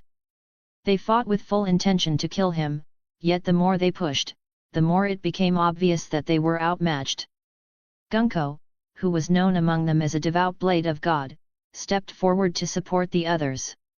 Her devil fruit ability was considered versatile enough to be used in almost any combat situation, but even with her joining the assault, nothing changed. Every attempt she made to redirect one of Thor's blows ended with her getting pushed back harder than before. "What is the matter, Mr. Holy Knight? Is that not what you call yourselves? Do you only know how to kill defenseless slaves but scramble the moment you meet a real challenge?" Thor said. He spoke calmly, even casually, as he grabbed Saint Garling's head and crushed it with his hands. He then threw Garling's limp form toward Summers, who had been preparing another attack with his devil fruit ability. Thor turned toward Gunko next. She was trying to stand but still bleeding from the impact of Thor's earlier strike. She had attempted to redirect it using her ability, but she had failed miserably. Seeing her struggle, Thor spoke again. "You do not have the same immortality that they have. Should I take that as you not being the same as them?" Gunko did not bother answering. Instead she created a spinning drill-shaped arrow and launched it at Thor. He dodged it with ease and shifted Mjolnir into its axe form. It was instantly coated in Haki, the weapon looking heavier and sharper as Thor lifted it. He swung it toward Gunko. Her face tightened with fear. It was the first time she had felt genuine danger in her life. She reacted at the last moment, using her ability to slip to the side, but it was not enough. Thor still managed to slice off her left arm. Before she could even process the loss, Thor struck her again with the back of the axe, smashing her into the ground and forcing blood to spill out of her mouth. The other God Knights felt their situation worsening. Their wounds, which usually healed quickly thanks to their special bodies, were beginning to recover slower and slower. It was clear Thor had figured out the weakness in their supposed immortality, and because of that, every exchange they attempted became harder and more dangerous. Summers, who was only just getting up, summoned multiple thorned vines from beneath the ground. His intention was to catch Thor off guard. However, before the vines could fully form or stab upward, the entire area of ground froze solid. Thor did not even look at Summers.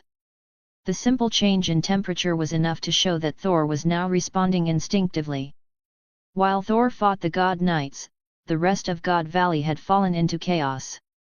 In different parts of the island, the members of the Rocks Pirates and the Roger Pirates were clashing over the treasures scattered around. Because Thor had intervened earlier, Shuki's rescue had gone far smoother. Without Summers interfering, there were fewer complications. Elsewhere, Dragon continued moving through the battlefield with the twin brothers still secured in his arms. Newgate knew where Rox was and caused as much noise as possible. He intended to keep the Marines' attention fully on him instead of letting them reach Rox. His loud presence and uncontested strength made the Marines hesitate, giving Rox more room to move freely. Garp, elsewhere on the island, stood still as he stared at a group of bodies lying on the ground. They all wore shirts with marks on their backs. They were clearly civilians. Garp held a den mushy with an afro-shaped shell in one hand. I do not understand it. This is not justice. Do you have any idea what is happening, Sengoku? Garp asked with a heavy expression. The voice of Sengoku came from the den mushy. I have heard rumors. There was someone who spoke about these matters openly, but he suddenly disappeared. Sengoku answered, sounding troubled. Garp's expression darkened even further. The longer he looked at the bodies, the more his frustration grew. Meanwhile, Borsellino was searching for a ship where he could store the devil fruits he had collected earlier. Ivankov and Kuma followed close behind. Both of them looked exhausted from everything that had happened on the island.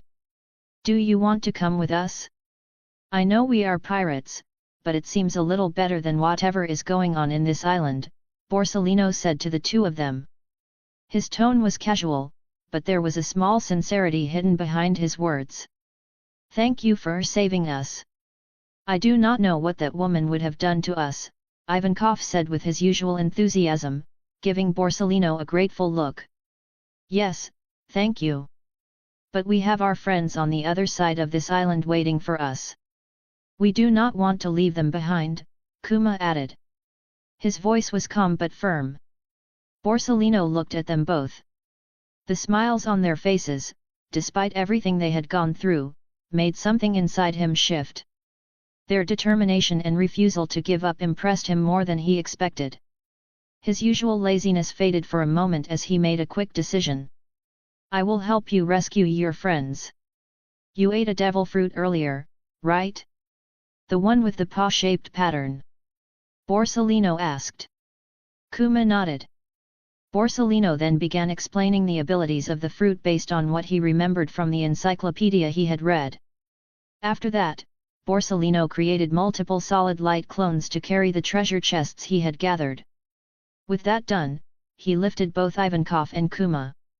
The three of them moved across the island once again, this time with the clear intention of rescuing as many civilians as they could before the situation grew even worse. Meanwhile, Saturn stood on top of the mountain, silently watching the different battles taking place across God Valley. From that vantage point he could see the clash between Thor and the God Knights, the scattered fights between pirates and marines, and the general destruction spreading through the island. Even with his composed appearance, Saturn's posture was tense. His eyes narrowed as he monitored every development, waiting for the moment he had been instructed to act. Inside his mind, a voice spoke clearly, as if standing right beside him. Is the Prince of Elbaf captured, Saturn? He shall be the one to bring my army of giant soldiers into existence. It was the same voice that had been guiding him since he first became part of the highest authority. Saturn stood perfectly still as he answered, choosing each word with extreme care. His battle is currently taking place against the Knights of Gods, O Great One. However, it seems they are at a disadvantage. It appears that the reputation of the Prince of Elbaf is not to be taken lightly. Saturn's tone held nothing but strict respect, as if the simple act of responding required absolute precision. The voice in his mind grew colder. Someone has died among the ranks of the knights. Such incompetence is unacceptable. Prepare for the ritual. I shall handle this personally. Saturn's expression shifted slightly. It was only a small change, but for someone as controlled as him, it might as well have been a full display of shock. Even so, it did not matter. His body reacted instantly. His eyes changed into a deep red color, spirals forming within the irises, perfectly matching the eyes of Imu. A sudden burst of strange haki erupted from the center of the island. It spread outward like a shockwave, carrying an unnerving sensation that made the air around God Valley feel heavier.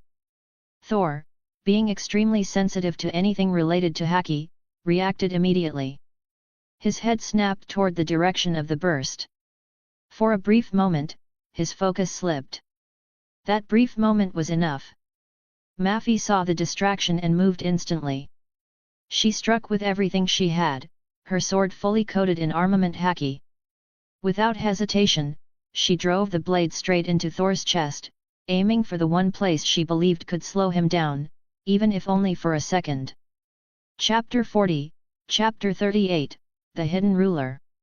As Mafi hit Thor's chest with everything she had, a loud and jarring metallic sound was then heard across the battlefield between them. It was the sound of steel meeting an immovable object. Mafi's expression suddenly changed from one of extreme arrogance and confidence into one that is displaying pure despair, as she realized her attack had done absolutely nothing.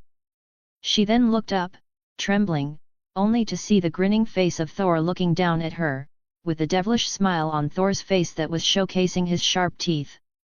Thor then slammed his massive weapon towards Mafi with incredible speed, as the force of the impact then split Mafi in half in a gruesome display of power, while Thor's grin is still visible in his face, completely unbothered by the violence. I should finish here so that I could kill the newly arrived as well. All of you have foul presence, it's so foul that I could vomit if I don't stop myself, Thor then said towards the remaining holy knights, his voice dripping with disdain. He then kicked the dead body of Mafi towards the remaining holy knights like it was trash, showing them exactly what he thought of their status. Damn you, if the Great One doesn't have plans for you and your country would razed to the ground, Garling then said with burning fury as he looked at Thor's grinning figure, his hands shaking with the urge to strike. Should I be scared? Despite claiming to be gods, you hadn't even managed to put any wounds on me. I am fighting with a disadvantage in numbers and yet, your ranks are the ones that are dwindling. Maybe it's because I'm not a helpless slave that you haven't managed to kill me yet, since the only threats that you could seemingly harm are the ones that cannot fight back, Thor then insulted back towards Garling. The insult struck deep, especially as Garling's head is still covered in blood due to the pressure of Thor's immense haki crushing down on him earlier. Meanwhile Gunko, who is looking at Thor from the side, started to get affected by the release of Thor's haki. It felt as if there are bits of memories that are coming back to her, fragmented images of a past she could not quite recall, which is something that Gunko does not understand and found deeply confusing. Gunko then shook her head violently to clear the thoughts, as she tried to focus on the fact that she is now a devoted blade of God. She looked down at her arm, as her mark is on her arm that was covered with the powers of her arrow devil fruit, reminding her of her duty. Who's this Great One that you kept on referring to? Is this the source of your immortality? Which made you all bow down to this Great One? So by that logic, if I kill this Great One, you all would cease to exist as well, Thor then suddenly said towards the holy knights, presenting a logic that terrified them, which made them froze in their tracks. Despite Thor already knowing exactly who is the Great One that they kept on referring to, as he knew this information from the manga in his previous life, he still wanted to provoke the gods' knights to attack him. He felt that Imu had arrived in the island earlier, and he needed to draw attention to himself, which would prevent the solidification of the doom of rocks, a fate which he desperately wanted to avoid in this timeline. You are overestimating yourself, Prince of Elbaf, you are no match for the Great One, and you would suffer the consequences on defying the Great One's orders, Garling then said calmly, regaining his composure. Garling and the others then all stood up as they got ready to blitz towards Thor with a coordinated strike. But before it happened, Thor had felt a sudden and sharp attack coming from behind him. It was a sneak attack which Thor dodged instinctively and countered-attacked with a swing of his own hammer. When he turned around against the one that attempted to attack him, he then saw a large spider-like creature standing there, with one of its sharp legs being the one that tried to attack towards Thor. The Great One, I presume?